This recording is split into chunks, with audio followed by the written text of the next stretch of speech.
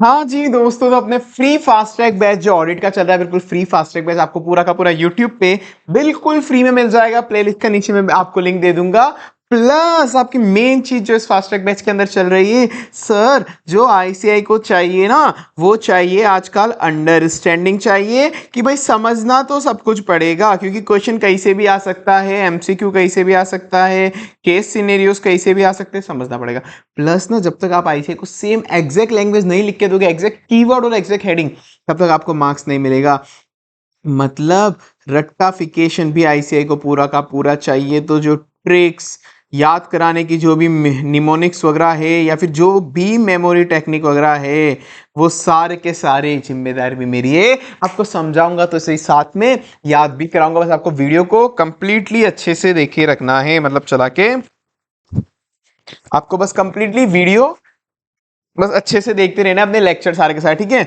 चलो सर शुरू करते हैं। और सर ये अपनी उसी बुक से हो रहा है जो ओनली पूरी की पूरी 4 टेबलर फॉर्मेट के अंदर ओनली 500 550 पेजेस के अंदर पूरी ऑडिट खत्म है, कुछ भी नहीं छोड़ा है, सब कुछ कवर है। सारे 4 टेबलर फॉर्मेट में ये याद कराने के लिए ट्रिक दे रखी है, ये याद कराने की ट्रिक है, ये है।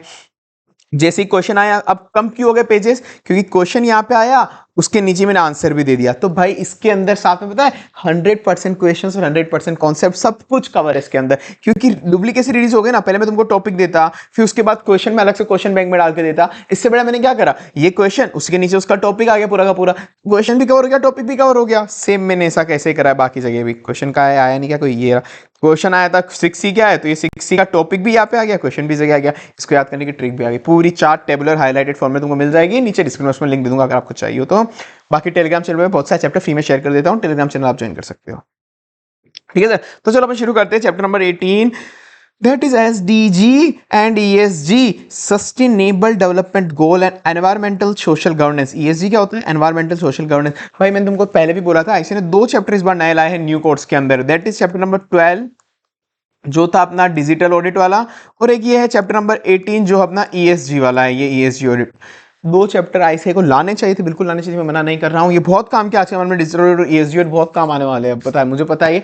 आईसीआई ने जो पहली बार बनाया चैप्टर, तो पहली बार में कंटेंट के नाम पे थोड़ा बहुत कचरा ठूस दिया है। अब आईसीआई को जो रिलेवेंट चीजें थी वो डालनी थी, आईसीआई ने हर कुछ घुसा दी कि रट लो, याद कर लो, जो करना हो कर लो। इसका रिलेवेंट चीजें बहुत कम डाली आईसीआई ने, दिक्कत मुझे वहां लग गई है, ठीक है। पहली बार चैप्टर बनाया, फिर 2 चैप्टर थोड़े दुखदाई है, मैं मानता हूँ। चैप्टर नंबर 18 समझाऊंगा, याद भी कराऊंगा, पर दिक्कत ये इसके अंदर याद करने के मैं तुमको बहुत ज्यादा चीजें याद कराऊंगा अब इसके अंदर, तो वहां तुम फंस सकते हो थोड़ा कि यार इतनी चीजें सर कैसे याद रखें। मैं तो याद करा रहा हूँ, तुम बाकी जगह जाओगे तो याद भी नहीं होगा ना, थोड़ा मैं याद तो करा रहा हूँ, बहुत सारी चीजें मैं पूरी कोशिश करूंगा तुमको याद कराने की, समझाएंगे तो सही। तो सर क्या होता है इस चैप्टर का ओवरव्यू मैं आपको बता देता हूँ। एसडीजी और ईएसजी, सस्टेनेबल डेवलपमेंट गोल और एक एनवायरमेंटल सोशल गवर्नेंस ऑडिट। अब मतलब इस चैप्टर का ओवरऑल गोल ये है कि भाई आज के जमाने में क्या होता है, आज के जमाने में कोई भी हो, मोस्टली इन्वेस्टर हो, गवर्नमेंट हो, या फिर इवन स्टेक होल्डर जो भी हो, आज के जमाने में सब के सब अपन क्या पहले फाइनेंशियल ऑडिट पे फोकस करते हैं, फाइनेंशियल चेक कर लो, कंपनी परफॉर्म अच्छी कर रही है, प्रॉफिट दे रही है, रेवेन्यू अच्छे, सब केवल फाइनेंशियल स्टेटमेंट ना। भाई आजकल बोल दिया कंपनी को 2 रिक्वायरमेंट और डाल दी, कुछ लिस्टेड कंपनी, अभी अभी किस किस पे रिक्वायरमेंट है, अभी करंट में बात कर रहा हूं मैं, आगे और रिक्वायरमेंट बढ़ेगी। टॉप 1000 लिस्टेड कंपनी जो है ना, top 1000 listed company based on their market capitalisation, based on their market capitalisation, उन मार्केट कैपिटलाइजेशन में जो टॉप 1000 लिस्टेड कंपनी है, उनको अपनी एनुअल रिपोर्ट के अंदर कुछ रिपोर्टिंग देनी है। रिपोर्टिंग देनी किसकी रिकॉर्डिंग, कि भाई उसने ईएसजी रिपोर्टिंग देनी है उनको, एक तरह से ईएसजी आगे नीचे आएगा बाकी सारी चीजें। ईएसजी रिपोर्टिंग मतलब कि वो एनवायरमेंट को कोई भी लॉस नहीं दे रहे हैं, सोशली वो कितना अच्छा काम कर रहे हैं, गवर्नेंस उनका कैसा चल रहा है। मतलब आजकल क्या होता है, कोल बहुत ज्यादा यूज ले रहे हैं, वाटर बहुत ज्यादा यूज ले रहे हैं, एमिशन कर रहे हैं, ग्रीन हाउस गैसेस बहुत ज्यादा निकाल रहे हैं, तो एनवायरमेंट को हार्म नहीं होना चाहिए। सोशली वर्कर के साथ कैसे बिहेव कर रहे हैं, उन्होंने कैसी पॉलिसीज लगा रखी है कि भाई हम चाइल्ड लेबर यूज नहीं करेंगे, एम्प्लॉयज को फेयर कंपनसेशन दे रहे हैं नहीं दे रहे हैं, ये सारी चीजें,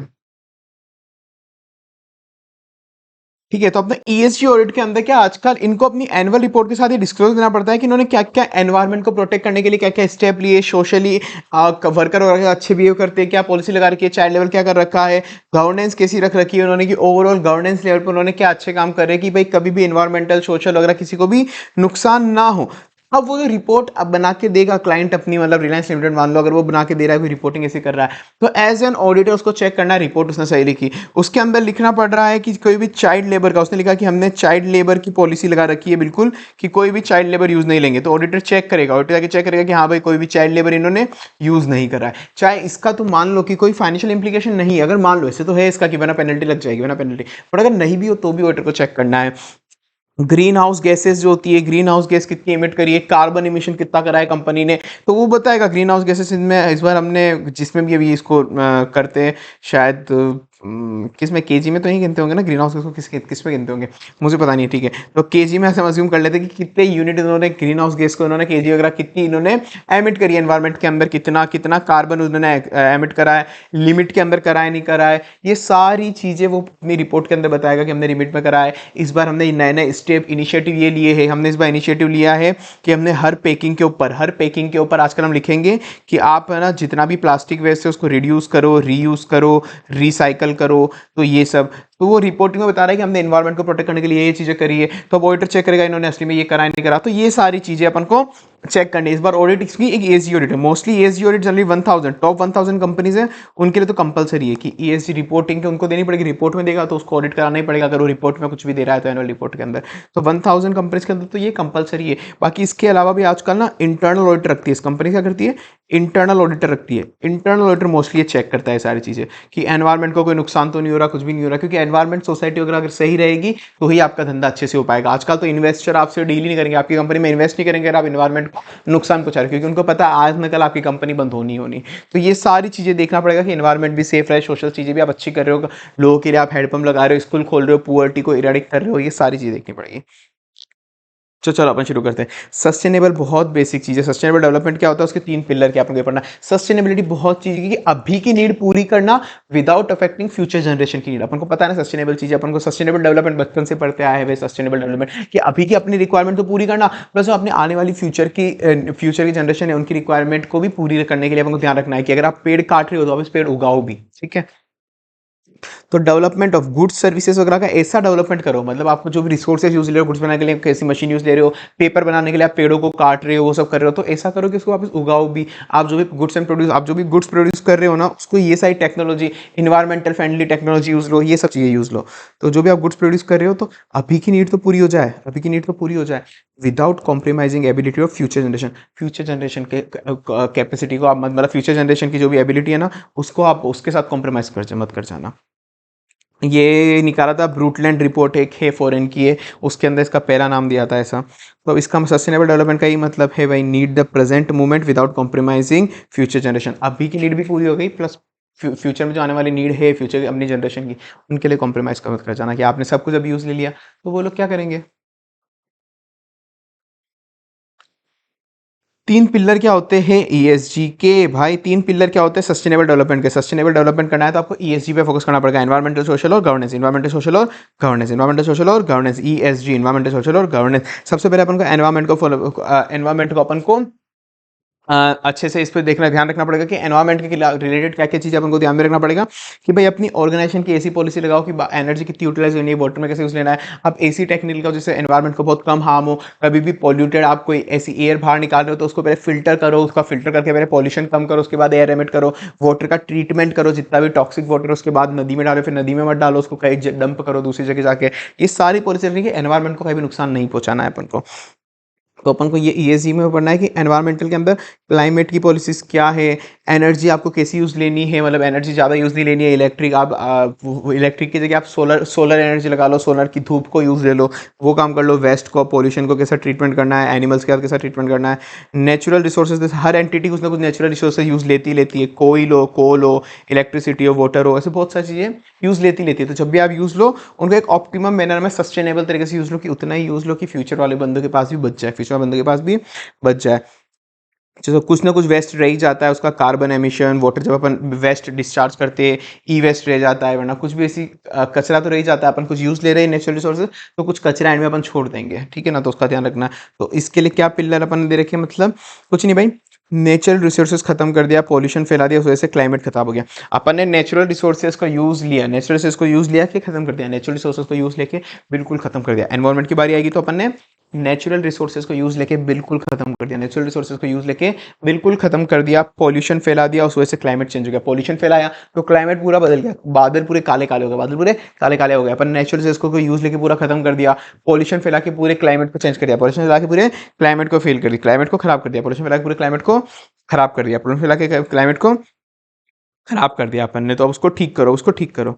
तो भाई अपन ने नेचुरल रिसोर्सेज यूज़ लिया, नेचुरल रिसोर्सेज यूज़ लिया, तो उसकी वजह से बहुत सारा अपन ने फिर बाद में पॉल्यूशन भी फैला दिया, पॉल्यूशन की वजह से पूरा क्लाइमेट खराब हो गया, पॉल्यूशन की वजह से पूरा क्लाइमेट खराब हो गया। अब उसको ठीक करो, मतलब अपॉर्चुनिटी लो एनवायरमेंट को ठीक करने की, अपॉर्चुनिटी देखो एनवायरमेंट को ठीक करने की। तो उनको इसमें क्या क्या चीज़ें पढ़नी है भाई? कुछ ही नहीं। क्लाइमेट चेंज किस वजह से हो सकता है? क्लाइमेट जो चेंज है वो किस वजह से हो सकता है? आपने ग्रीन हाउस गैसेस बहुत ज़्यादा एमिट कर दिए, कार्बन डाइऑक्साइड बहुत ज़्यादा एमिट कर दिए, कार्बन एमिशन बहुत ज़्यादा हो रहा है, तो उससे पूरा क्लाइमेट चेंज होगा, ग्लोबल वार्मिंग होगी, सब उसी वजह से तो क्लाइमेट आजकल खराब होते जा रहे हैं।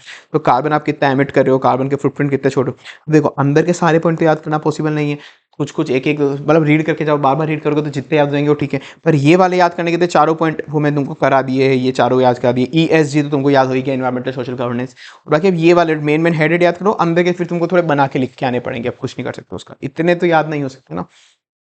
तो कार्बन एमिशन, कोई ना कोई कार्बन के हर एक प्रोडक्ट को कोई ना कोई कार्बन के फुटप्रिंट छूट ही जाते हैं, क्या क्या उसका फाइनेंशियल और एनवायरमेंटल इंपैक्ट हो सकता है, क्लाइमेट चेंज की क्या व्यूलरेबिलिटी, आप कितना एमिट कर रहे हो उससे क्लाइमेट चेंज कितना व्यूलरेबल हो जाएगा उस वजह से आप कितना एमिशन कर रहे हो। नेचुरल रिसोर्सेज को आप यूज़ ले रहे हो, आप नेचुरल रिसोर्स को कहते यूज़ ले रहे हो कि कितना पानी यूज़ ले रहे हो, पानी की कमी आपकी वजह से हो रही है। बायोडाइवर्सिटी मतलब जितने भी जीव जंतु होते हैं, चाहे एनिमल्स हो, प्लांट हो, ऐसा वाले हो, तो उनको आप कितना यूज़ ले रहे हो, प्लांट को काट के उनसे कॉपीज़ बना रहे हो या ऐसा टिश्यू पेपर्स बना रहे हो, तो वो सब। रॉ मटेरियल कितना कहाँ से उठा रहे हो, फॉरेस्ट को काट के कर रहे हो, क्या कर रहे हो, वो चीज़ ध्यान रखनी है। पॉल्यूशन वेस्ट क्या हो सकता है? टॉक्सिक एमिशन, आप कितना टॉक्सिक एमिशन आप कर रहे हो वेस्ट का, चाहे नदी में बहा रहे हो, या कैसे भी पॉल्यूशन, किसी भी तरीके से पॉल्यूशन कर रही है एंटिटी, तो वो चीज़ ये होगी। एक पैकिंग मटेरियल आप कैसा यूज़ ले रहे हो, वेस्ट का क्या कर रहे हो, ई वेस्ट जो बच रहा है आपका, उस ई वेस्ट का क्या कर रहे हो। जैसे ई वेस्ट के अंदर कंप्यूटर भी आते हैं, कंप्यूटर की जो डिवाइसेस होती है ना, जो अब कंप्यूटर खराब हो गया है तो अब वो क्या, कुछ मेटल डिवाइस ऐसी होती है जो ई वेस्ट बच जाता है, उसको फेंक देते हो आप, उसको रोड पे ऐसे फेंक देते हो, उसका ई वेस्ट का पूरा ट्रीटमेंट होता है कंप्यूटर की चिप वगैरह, वरना उसमें कुछ ऐसे एलिमेंट होते हैं जो नेचर को नुकसान पहुंचा सकते हैं। मोबाइल, कंप्यूटर, प्रिंटर, ये सारी चीजें। एनवायरमेंट को अपॉर्चुनिटी, अब आपको क्या एनवायरमेंट की अपॉर्चुनिटी को मतलब कैसे सही करना है, उसको सही करना है। क्लीन टेक्नोलॉजी यूज लो, मतलब अच्छी टेक्नोलॉजी यूज लो जिससे एनवायरमेंट को नुकसान ना हो। ग्रीन बिल्डिंग यूज लो, renewable source of energy use लो, कोई भी रीन्यूएबल सोर्स ऑफ एनर्जी जैसे सोलर एनर्जी यूज लो, तो ये हो गया। तो भाई अपन क्या कर रहे हैं, अपन नेचुरल रिसोर्सेज यूज ले रहे हैं, नेचुरल रिसोर्सेज यूज ले रहे हैं, उस नेचुरल रिसोर्स ले रहे हैं, और अपन ने नेचुरल रिसोर्स यूज लेके पूरा का पूरा पॉल्यूशन फैला दिया, पूरा का पूरा पॉल्यूशन फैला दिया, इससे क्लाइमेट चेंज हो गया, इससे पूरा क्लाइमेट चेंज हो गया। तो अब आप उसको ठीक करो, मतलब एनवायरमेंट की अपॉर्चुनिटी लेगा उसको ठीक करो। तीन पिलर क्या है सिस्टम डेवलपमेंट के? फर्स्ट एनवायरमेंट, आप एनवायरमेंट को ऐसे ऐसे नुकसान पहुंचा सकते हो, तो इन सब चीज़ों पे ध्यान रखना है कि कार्बन कितनी इमिट करनी है, वाटर कितना यूज लेना है, बायोडाइवर्सिटी कितनी करनी है, पैकिंग मटेरियल वेस्ट का क्या करना है, ई वेस्ट का क्या करना है, ये सब चीज़ों का ध्यान में रख के अपन को देखना पड़ेगा कि सस्टेनेबल डेवलपमेंट तभी हो पाएगा अपनी। ऐसे सोशल है, ऐसे सोशल है भाई। सोशल के अंदर कुछ ही नहीं कि भाई जितने भी बंदे हैं, सोसाइटी है, उन सबके साथ अच्छा करो, आपके चाहे स्टेक होल्डर हो, वेंडर हो, या कोई भी आपका एम्प्लॉय भी क्यों नहीं हो, सबके साथ अच्छे से बिहेव करो। जितनी पॉलिसी डिजर्व करता है, लेबर लॉस फॉलो करो, जितना लेबर पैसा मांगता है, मतलब जितना उसका बनता है उतना पैसा दो, सोसाइटी के लिए अच्छे काम करो, आप हॉस्पिटल खुलाओ, हेडपंप खुदवाओ, ये सब कुछ ना कुछ अच्छे काम करो, सोशल रिलेशन रखो, तभी आपकी कंपनी लॉन्ग टर्म तक चल जाएगी, आपकी रेपुटेशन भी उससे बनी रहेगी। रिलेशनशिप एंटिटी की कैसी है? पीपल्स के साथ, कम्युनिटी के साथ, लेबर के साथ, डाइवर्सिटी वगैरह क्या रखती है भाई। ह्यूमन क्या करता है ना, ह्यूमन इंसान, मतलब इंसान अपनी कैपिटल लगा के प्रोडक्ट बनाता है। ह्यूमन अपनी कैपिटल लगा के प्रोडक्ट बनाता है, कोई भी प्रोडक्ट का मैन्युफैक्चर करता है, फैक्ट्री वगैरह डालता है, फिर बाद में ह्यूमन अपने कैपिटल लगा के कोई ना कोई प्रोडक्ट का निर्माण करता है, कोई ना कोई प्रोडक्ट बनाता है, फिर बाद में कोई ना कोई सोशल वर्कर आके उसको अपोज कर देता है कि भाई ये फैक्ट्री बहुत पोल्यूशन करी है, बहुत फैक्ट्री करी है। सही भी करते हैं वो, अगर ऐसा कुछ हो रहा है तो, पर मैं बता रहा हूँ याद कैसे करना है सोशल का कोई ना कोई सोशल वर्कर आकर उसको अपोज कर देता है, कोई ना कोई सोशल वर्कर आके उसको पोस्ट कर देता है। तो भाई ह्यूमन जो है ना, ह्यूमन अपनी कैपिटल लगाता है, ह्यूमन अपनी कैपिटल लगा के प्रोडक्ट बनाता है, ह्यूमन है मेरा जैसा ह्यूमन, वो अपनी कैपिटल लगा के प्रोडक्ट बनाता है, ह्यूमन अपनी कैपिटल लगा के प्रोडक्ट बनाता है, फिर कोई ना कोई सोशल वर्कर आके अपोज कर देता है। तो ह्यूमन अपनी कैपिटल लगा के प्रोडक्ट बनाता है, फिर कोई ना कोई सोशल वर्कर आके उसका अपोज करता है, कोई ना कोई सोशल वर्कर आके उसका अपोज कर देता है। इसको याद करने की ट्रिक हो गई। अब भाई क्या होता है, अब इसके बाद सोशल के अंदर अपन को क्या क्या देखना है। सोशल के अंदर पहले तो हर एक ह्यूमन का अच्छे से ध्यान रखो, हर एक ह्यूमन कैपिटल, मतलब जो अपनी कैपिटल है ह्यूमन कैपिटल का ध्यान रखो, अपने जो भी लेबर है, वेंडर है, इन सबके साथ अच्छे से डील करो, क्योंकि वो अपनी कैपिटल है, वो भी अपनी एक तरीके से कैपिटल है। तो लेबर को मैनेज अच्छे से करो, लेबर की हेल्थ सेफ्टी देखो कि आप लेबर को कहीं ऐसी गंदी जगह काम करने के लिए छोड़ के, काम का इन्वायरमेंट गंदा है, मच्छर काट रहे हैं उनको, ऐसी गंदी गंदी एमिशंस गैसेज आ रही है तो उसको मास्क दो सेफ्टी के लिए। तो लेबर की भी सेफ्टी का ध्यान रखो, ह्यूमन कैपिटल का डेवलपमेंट करो, मतलब उनको टाइम टू टाइम ट्रेनिंग दो, इस मशीन को कैसे यूज लेते हैं ताकि उनको नुकसान ना हो। लेबर स्टैंडर्ड जो जो भी वो सारे फॉलो करो, लेबर स्टैंडर्ड जो भी है उसको फॉलो करो अच्छे से, ठीक है। तो ये ह्यूमन हो गया अपना। उसके बाद अपने क्या पढ़ा था भाई, ह्यूमन अपनी कैपिटल लगा के कोई प्रोडक्ट बनाता है, उसका कोई ना प्रोडक्ट बनाता है। तो भाई तुम प्रोडक्ट की सेफ्टी और क्वालिटी को ध्यान रखो, जो भी तुम प्रोडक्ट दे रहे हो किसी सोसाइटी को डील करने के लिए, सस्टेनेबल डेवलपमेंट की बात चल रही है, कोई भी प्रोडक्ट दे रहे हो तो ये बहुत अच्छा होना चाहिए भाई। तुम उसकी हेल्थ को नुकसान पहुंचा रहा है, तुम उसको कोई कचरा खिला रहे हो, जैसे मैगी, मैगी पहले लेड मिलाता था ना, लेड की वजह से मैगी में कितना अपोज हुआ था, तो सोशल वर्क था, ऐसे कंपनी बंद हो सकती है। इस वजह से भी ESG ऑडिट आता है कि भाई आप कभी भी कंज्यूमर के साथ कुछ गलत कर रहे हो तो लॉन्ग टर्म तक आपकी कंपनी नहीं टिकने वाली, लॉन्ग टर्म तक आपकी कंपनी नहीं टिकेगी। तो ये सारी चीजें भी ESG ऑडिट के अंदर ये भी आ जाता है। तो सेफ्टी क्वालिटी का ध्यान रखो प्रोडक्ट की, उसके अंदर कौन से केमिकल यूज ले रहे हो उसको भी ध्यान रखना पड़ेगा। फाइनेंशियल प्रोडक्ट की सेफ्टी भी रखो कि आप बैंक हो तो आपको कंज्यूमर के फाइनेंशियल डाटा को सेफ रखना है, फाइनेंशियल सिक्योरिटी को, कंज्यूमर की प्राइवेसी आपको सिक्योर करनी है, वो इन्वेस्टमेंट वगैरह है तो उसको ध्यान से करना है, ठीक है ना। तो ह्यूमन कोई ना कोई अपना प्रोडक्ट लगा के, प्रोडक्ट कोई कैपिटल लगा के प्रोडक्ट बनाता है, कोई ना कोई सोशल वर्कर आता है उसको अपोज करने, सोशल वर्कर आता है अपोज करने। तो सोशल अपॉर्चुनिटी देखो कि भाई, सोशल अपॉर्चुनिटी देखो कि सारे बंदों को सोशल अपॉर्चुनिटी रखी है, उनके लिए अपन ने हेल्थ केयर सिस्टम, अगर अपनी कंपनी उनसे कुछ ले रही है, सोसाइटी से कुछ ले रही है तो बदले में कुछ देना भी पड़ेगा ना। आप उनके रिसोर्सेज यूज ले रहे हो, उनके लेबर यूज ले रहे हो तो बदले में कुछ देना पड़ेगा। उनको सबको कम्युनिकेशन के लिए एक्सेस दो, कम्युनिकेशन के लिए मतलब रोड, ट्रांसपोर्ट, टेलीफोन वगैरह, ये सारी चीज़ें का जितना अच्छा इंफ्रास्ट्रक्चर हो सकता है वो दो। उनको फाइनेंस की फैसिलिटी अच्छी दो, हेल्थ की फैसिलिटी अच्छी दो, उनको न्यूट्रिशन हेल्थ अच्छे से दो, ये सारी चीज़ें की मतलब अपॉर्चुनिटी दो। हर एक बंदा सोसाइटी का आपकी मतलब वाहवाही करेगा, एक तरीके से आपकी रिस्पॉन्सिबिलिटी बनती है। ऐसे सोशल अपॉर्चुनिटी आपकी सोशल रिस्पॉन्सिबिलिटी बनती है कि आप इतना सब कुछ ले रहे हो सोसाइटी से तो कुछ वापस दो भी उनको।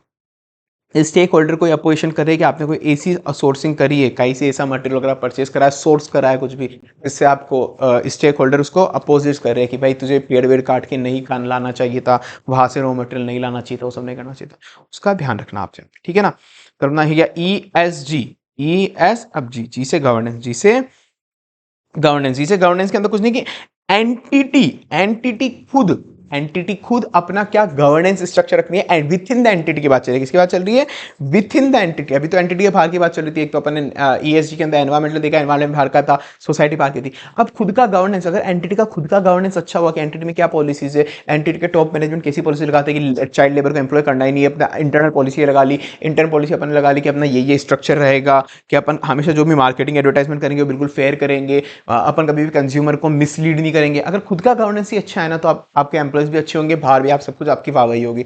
खुद के अंदर ही आपने कुनीतियां बना रखी, कुनीतियां कि गंदे गंदे काम कर रहे हो, एडवर्टाइजमेंट के लिए मिसलीड करो, कहीं पे फ्रॉड का चांस मिल रहा है तो कंज्यूमर का डाटा बेच दो, वो सब कर दो, इससे नहीं चलेगा आपका काम।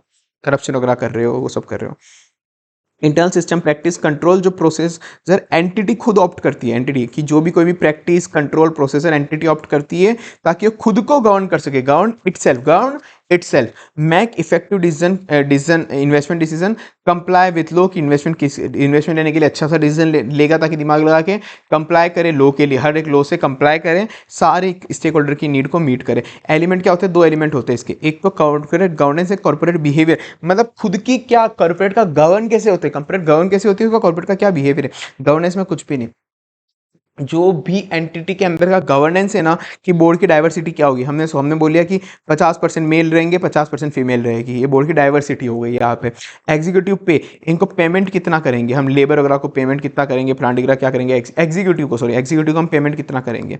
ओनरशिप कौन होगी, मतलब गवर्नेंस, कंपनी का गवर्नेंस स्ट्रक्चर, किसकी किस काम के लिए ओनरशिप रहेगी, कंपनी का ओनर कौन है, पूरा ओनरशिप का स्ट्रक्चर। अकाउंटिंग कैसे करेंगे, अकाउंटिंग में हम कभी भी मैनिपुलेशन करने की कोशिश नहीं करेंगे, एक्सपर्ट को लाके अकाउंटिंग कराएंगे, ये सारी चीज़ें। तो बोर्ड की डाइवर्सिटी, उसको पैसा कितने देंगे, बोर्ड की डाइवर्सिटी उसको पैसा कितने देंगे, कौन काम के लिए ओनरशिप और अकाउंटिंग करेगा, कि भाई उसको पैसा दे रहे तो उसी की ओनरशिप रहेगी अकाउंटिंग की, उसको पैसा दे रहे हैं तो एग्जीक्यूटिव तो उसी की ओनरशिप रहेगी अकाउंटिंग की। याद कैसे करना है, उसको पैसा दे रहे तो उसी की ओनरशिप रहेगी अकाउंटिंग की, उसको पैसा दे रहे तो उसकी ओनरशिप रहेगी अकाउंटिंग की, और 50-50 जने रखनी है, 50-50 जने बोर्ड की डाइवर्सिटी रखनी है, ठीक है। तो उसको पैसा दे रहे तो उसी की ओनरशिप रहेगी अकाउंटिंग करने की, और 50-50 जने रखने हैं, 50-50%। कॉर्पोरेट का बिहेवियर, अब जो मैं तुमको बोला था बिहेवियर कैसा होता है, वो करप्शन कर रहा है एंटिटी के अंदर, पॉलिसी गलत लगा रखी है, मिसलीड करेंगे कंज्यूमर को, ऐसे सब कुछ। तो एथिक्स ही सही है, कंपनी की एथिक्स अगर सही नहीं है तो एंटी कम्पिटिटिव प्रैक्टिसेस लगा रहे कि गलत तरीके से कंपटीशन करेंगे, मार्केट को तोड़ फोड़ करके कूनीतियाँ लगाएंगे, करप्शन बहुत ज़्यादा फैलाएंगे, टैक्स में ट्रांसपेरेंसी अगर नहीं रखी तो और दिक्कत हो जाएगी कि टैक्स को कहीं ना कहीं छुपाने की कोशिश करेंगे, टैक्स को कम पे करेंगे, tax avoidance practices, financial system और स्टेबिलिटी कैसी है कंपनी की, ये सब कॉर्पोरेट बिहेवियर डील करता है। तो गवर्नेंस के अंदर दो चीज़ आएगी, कॉर्पोरेट गवर्नेंस और कॉर्पोरेट बिहेवियर। कॉर्पोरेट गवर्नेंस और बिहेवियर अपन इसके अंदर पढ़ा कि पे करेंगे, अगर उसको पैसा दे रहे तो अकाउंटिंग की ओनरशिप भी उसी की होगी। और बाकी इसके अंदर एथिक्स कैसे, आप में तो एथिक्स ही नहीं है, बिल्कुल एंटी कम्पिटेटिव प्रैक्टिसेस आप यूज ले रहे हो, टैक्स पे ट्रांसपेरेंसी नहीं है, फाइनेंशियल प्रैक्टिसेस भी आपकी गलत है। तो ये सारी चीज़ देखनी पड़ेगी एंटिटी, हर एक एंटिटी की। अगर ये सारी चीज़ें अच्छी है आपकी ईएसजी के रिलेटेड, जो भी अपने पिलर्स पढ़े ये सारी अच्छी है, तो सस्टेनेबल ग्रोथ होने से कोई नहीं रोक सकता आपकी। ईएसजी रिपोर्टिंग क्या होती है, ये सस्टेनेबल रिपोर्टिंग का एक सब पार्ट है। सस्टेनेबल रिपोर्टिंग अभी पढ़ेंगे अपन नीचे, पर ईएसजी रिपोर्टिंग क्या है, कुछ नहीं भाई, हर एक एंटिटी को, मतलब हर एक तो नहीं वैसे तो अभी, मतलब स्पेसिफिक, जैसे अभी तक इंडिया के अंदर टॉप 1000 को ये रिपोर्टिंग करनी होती है, बाकी चाहो तो मन से कर सकते हो, बाद में और भी लोगों के लिए शायद और अप्लाई कर देंगे ईएसजी, मतलब ईएसजी रिपोर्टिंग। अभी रिपोर्टिंग की बात चली, ऑडिट तो बाद में करेगा बंदा उसका, अभी तो रिपोर्टिंग की बात चल रही कि मैनेजमेंट ही रिपोर्टिंग करेगा, अपनी मैनेजमेंट अपने एनुअल रिपोर्ट में रिपोर्टिंग देगा सब चीज़ों की। तो भाई उसको बताना पड़ेगा कि मैंने क्या क्या वैल्यू एडिशन दिया है ईएसजी के अंदर, एनवायरमेंटल सोशल गवर्नेंस के अंदर। जैसे वो एनवायरमेंटल के अंदर वो अपनी एनुअल रिपोर्ट में लिख के देगा कि है ना, पहले हम ये, हाँ पहले हम ये वाली मशीन यूज लेते थे, तो इस मशीन से हर एक दिन के 1000 किलोवाट की इलेक्ट्रिसिटी यूज ले रहे थे, अब हमने एक नई मशीनरी में इन्वेस्ट करा, अब वो ना केवल 500 यूनिट ही यूज ले रही है पर डे के, तो हमने 500 यूनिट सेव कर लिए। हमने पहले ग्रीन हाउस गैसेस हम बहुत ज़्यादा इमिट करते थे, अब हमने कोई टेक्नोलॉजी लाई जिससे ग्रीन हाउस गैसेस हम कम इमिट करेंगे, कार्बन कम इमिट करेंगे, तो वो उसको ये सब देना है उसको आप अपनी एनुअल रिपोर्ट में। तो उसने क्या वैल्यू एडिशन करा ईएसजी को अच्छा करने के लिए, ईएसजी को एनवायरमेंटल सोशल गवर्नेंस के लिए क्या अच्छा करा, तो डिस्क्लोज करेगा इन्फॉर्मेशन को, डाटा को, कि क्या वैल्यू एडिशन दिया उसने इन 3 एरिया के अंदर। वो क्वांटिटेटिव और क्वालिटेटिव तरीके से दोनों से मिक्सचर में दे सकता है। क्वांटिटेटिव मतलब कि भाई मैंने बोला ना तुमको 5500 यूनिट हमने कम इलेक्ट्रिसिटी यूज लेंगे, 1 kg हमने कार्बन एमिशन कम करा इस बार, हर बार तो इतना करते हैं क्योंकि नई टेक्नोलॉजी लग गई, तो क्वांटिटेटिव हो गया ऐसे, वो तो हो गया क्वांटिटेटिव। अब क्वालिटेटिव भी बताओ कि अब एनवायरनमेंट को कम नुकसान होगा, हेल्थ केयर फैसिलिटी हमने बढ़ा दी है, कंज्यूमर को इस गुड्स का हमने एक्सेस दे दिया है, हमने पैकेट पे आजकल लिख दिया रीयूज रिसाइकल रिड्यूस, तो अब उनमें हमने अवेयरनेस फैला दी है कि प्लास्टिक को कम यूज ले। तो ये क्वालिटेटिव चीज़ है। तो दोनों रिपोर्टिंग में आप दोनों करोगे, आपने क्या क्या प्रैक्टिसेस आपने ऐसी फॉलो करी है, क्वांटिटेटिव क्वालिटेटिव दोनों अप्रोच आप उसको लिखना पड़ेगा, ठीक है ना। मिक्स अप्रोच आप दोगे तो उससे मैक्सिमम वैल्यू आएगी। क्वालिटी ऑफ डिस्क्लोजर, डिस्क्लोजर बहुत अच्छा दिखेगा अगर आप क्वालिटेटिव क्वांटिटी दोनों चीज़ लिखोगे तो बहुत अच्छा दिखेगा, ठीक है ना। तो एमसीक्यू पॉइंट आ जाए, क्वालिटेटिव देना क्वांटिटी देना दोनों देना। तो ये ईएसजी रिपोर्टिंग थी, किसका, सस्टेनेबल रिपोर्टिंग का पार्ट है। सस्टेनेबल रिपोर्टिंग ये रही। तो भाई सस्टेनेबल रिपोर्टिंग क्या होती है, क्वेश्चन आया हुआ इन द अबव कंटेक्स्ट वाला कौन था, what do you understand by sustainable reporting, और इसका एक्सपेक्टेड बेनिफिट क्या होता है। अब वही है भाई, सस्टेनेबल रिपोर्टिंग के अंदर भी उसको यही चीजें देनी है कि भाई उसको बंदे को क्या की चीज। अब मैं बताता हूँ तुमको, पहले ही खोलने के पहले बहुत तरह की चीजें आएगी रिपोर्टिंग की। तो आजकल क्या सस्टेनेबल रिपोर्टिंग जो चल रही है ना, ये इंडिया के अंदर तो बहुत लेट आई है, बहुत लेट आई है, पर जो सस्टेनेबल रिपोर्टिंग नाम का जो चल रहा है ना, सस्टेनेबल रिपोर्टिंग, ये सस्टेनेबल रिपोर्टिंग की बहुत आया है, ये यूके यूएस से आया, मतलब वर्ल्ड वाइड से बहुत चला था, पर यूके यूएस से आया। ये वाला पॉइंट कहाँ से उठ के आया है, यूके यूएस से। तो यूके यूएस में इंटरनेशनल ऑर्गेनाइजेशन ने बहुत पहले मतलब लिया था सस्टेनेबल डेवलपमेंट, तो अब बहुत सी वहाँ पे तो जरूरी ये सस्टेनेबल रिपोर्टिंग, हर एक एंटिटी को फाइनेंशियल डाटा के साथ सस्टेनेबल रिपोर्टिंग भी करनी है कि क्या वो ईएसजी के लिए, एनवायरमेंटल सोशल गवर्नेंस के लिए क्या क्या एक्टिविटी कर रही है, कितना नुकसान पहुंचा रही है या कितना भला कर रही है। तो इसके बहुत सारे फ्रेमवर्क है। अब रिपोर्टिंग का कुछ फॉर्मेट होता है ना, हमेशा कारो रिपोर्ट है तो कारो रिपोर्ट का फॉर्मेट होता है, वैसे ही किस एंटिटी को कौन से फ्रेमवर्क में करना है, तो उस फ्रेमवर्क होते हैं बहुत सारे। तो ऐसे ना यूके यूएस के अलावा भी बहुत सारे और भी हुए ऑर्गेनाइजेशन, मतलब बहुत सारी कंट्री के बहुत सारे ऑर्गेनाइजेशन है, सब ने अपने अपने बहुत सारे फ्रेमवर्क दे दिए, बहुत सारे, कि तुम रिपोर्टिंग ऐसे कर लो, कोई रिपोर्टिंग बोलता है ऐसे कर लो, कोई ऐसे कर लो, ऐसे कर लो, बहुत सारे फॉर्मेट दे दिए कि आपको रिपोर्टिंग में क्या क्या चीज़ें डिस्क्लोज करनी, क्या क्या चीज़ डिस्क्लोज करनी, इसके बहुत सारे फॉर्मेट हो गए। तो किस फॉर्मेट में कब क्या, ऐसे बहुत सारी चीज़ें ऐसे आएगी अपने, ठीक है ना। तो अब सस्टेनेबल रिपोर्टिंग, सबसे पहले तो सस्टेनेबल रिपोर्टिंग वही पब्लिकली रिपोर्ट करना ईएसजी को लेके, कि ईएसजी को लेके पब्लिकली रिपोर्ट करना, ईएसजी को लेके पब्लिकली रिपोर्ट करना कि उसने क्या कंट्रीब्यूशन करा है, पॉजिटिव वे में या नेगेटिव वे में, क्या इन्वायरमेंट का नुकसान पहुंचा है या फिर उसको सुधारा है सस्टेनेबल डेवलपमेंट के लिए। कि कंपनी की क्या परफॉर्मेंस रही, इंफॉर्मेशन देगी कंपनी की उनकी क्या परफॉर्मेंस रही रेगुलर बेसिस के अलावा भी, की ये बेनिफिट क्या होगा इसको कि आप ईएसजी रिपोर्टिंग दोगे तो भाई सीधी बात है, आजकल हर एक इन्वेस्टर देखता है, इन्वेस्ट करने के पहले लेबर वगैरह को देखते हैं कि भाई अगर कंपनी अच्छे काम नहीं कर रही, इन्वायरमेंट को नुकसान पहुंचा रही है, ज़्यादा टाइम कंपनी नहीं चलेगी, ऊपर से देश के साथ पूरी दुनिया के साथ धोखा कर रही है ये इन्वायरमेंट खराब करके, तो हम इसके साथ नहीं जुड़ेंगे। ना इन्वेस्टर इन्वेस्ट करेगा, ना स्टेक होल्डर आपसे जुड़ेगा, ना कंज्यूमर जुड़ेगा, कोई नहीं जुड़ेगा। आपको भी अगर कहीं पे मिलेगा कि यार ये एंटिटी अच्छी है, ये इन्वायरमेंट का ध्यान रखती है, तो आप उसका प्रोडक्ट लोगे, ना कि कोई ऐसी एंटिटी जो आपको पता है कि आए दिन उस पर केस चले कि इन्वायरमेंट पेड़ काट दिए, वो काट दिए, तो आपकी नेगेटिव इमेज आ जाएगी, तो कंज्यूमर नहीं जुड़ेगा, स्टेक होल्डर नहीं जुड़ेगा, इन्वेस्टर नहीं जुड़ेगा। तो बहुत इंपॉर्टेंस है इसकी ईएसजी रिपोर्टिंग की। Investor customer stakeholder, investor customer stakeholder, investor customer stakeholder, सारे पॉइंट होगा ना। इन्वेस्ट करने वाला कस्टमर और स्टेक होल्डर, इन्वेस्ट करने वाला कस्टमर और स्टेक होल्डर, इन्वेस्ट करने वाला कस्टमर और स्टेक होल्डर, इन्वेस्ट करने वाला कस्टमर और स्टेक होल्डर, इन्वेस्ट करने वाला कस्टमर और स्टेक होल्डर, इन्वेस्ट करने वाला कस्टमर और स्टेक होल्डर, इन्वेस्ट करने वाला कस्टमर और स्टेक होल्डर, इन्वेस्ट करने वाला कस्टमर और स्टेक होल्डर, इन्वेस्ट करने वाला कस्टमर और स्टेक होल्डर, इन्वेस्ट करने वाला कस्टमर और स्टेक होल्डर, इन्वेस्ट करने वाला कस्टमर और stakeholder. Investor long term value creation होगा अपन को, इन्वेस्टर को सच रिपोर्टिंग, वो रिपोर्टिंग हेल्प करेगी लॉन्ग टर्म वैल्यू क्रिएशन में। जो भी आप रिपोर्टिंग करोगे ना, तो इन्वेस्टर को लॉन्ग टर्म वैल्यू क्रिएशन मदद आएगी, ताकि वो इन्वेस्टर पहले देखेगा कि ये एंटिटी अगर इन्वायरमेंट को फॉलो कर रही है या नहीं कर रही है, क्या क्या रिस्क और क्या क्या अपॉर्चुनिटी है, पहले ही वो पता कर लेगा रिस्क इन्वायरमेंट, तो ये आपको पहले ही पता कर लेगा, ताकि वो डिसीजन, वो इन्वेस्टमेंट करे नहीं करे, उसका डिसीजन उस पर इम्पैक्ट करेगा। कस्टमर कस्टमर आपको B2B कस्टमर, B2C कस्टमर आपके इंप्रूव होंगे, नए आएंगे, अगर आप सारे ESG की पॉलिसीज आप अच्छे से फॉलो कर रहे हो तो। स्टेक होल्डर को भी पता पड़ेगा बाकी कि आपकी financial as well as non financial performance कैसी, क्योंकि ESG फाइनेंशियल मैटर नहीं है ना, एनवायरमेंटल सोशल गवर्नेंस हो सकता है इनडायरेक्टली इसको आपको फाइनेंशियल पे अफेक्ट पड़ जाए, पर डायरेक्टली ये फाइनेंशियल मैटर नहीं है कि एनवायरमेंट को नुकसान पहुंचा रहे हो, तो आप डायरेक्टली फाइनेंशियल इंपैक्ट नहीं पड़ रहा ना आप पे, हो सकता है इनडायरेक्टली तो पड़ेगा फाइन पेनल्टी वगैरह, वो बात की बात आ गई, पर इनडायरेक्टली नॉन फाइनेंशियल चीजें भी आपको देखनी पड़ेगी। तो इन्वेस्टर कस्टमर और स्टेक होल्डर, इन्वेस्टर कस्टमर और स्टेक होल्डर के बेनिफिट आपके कि इनसे इनको बेनिफिट रहेगा अगर आप सस्टेनेबल रिपोर्टिंग रखो करोगे तो।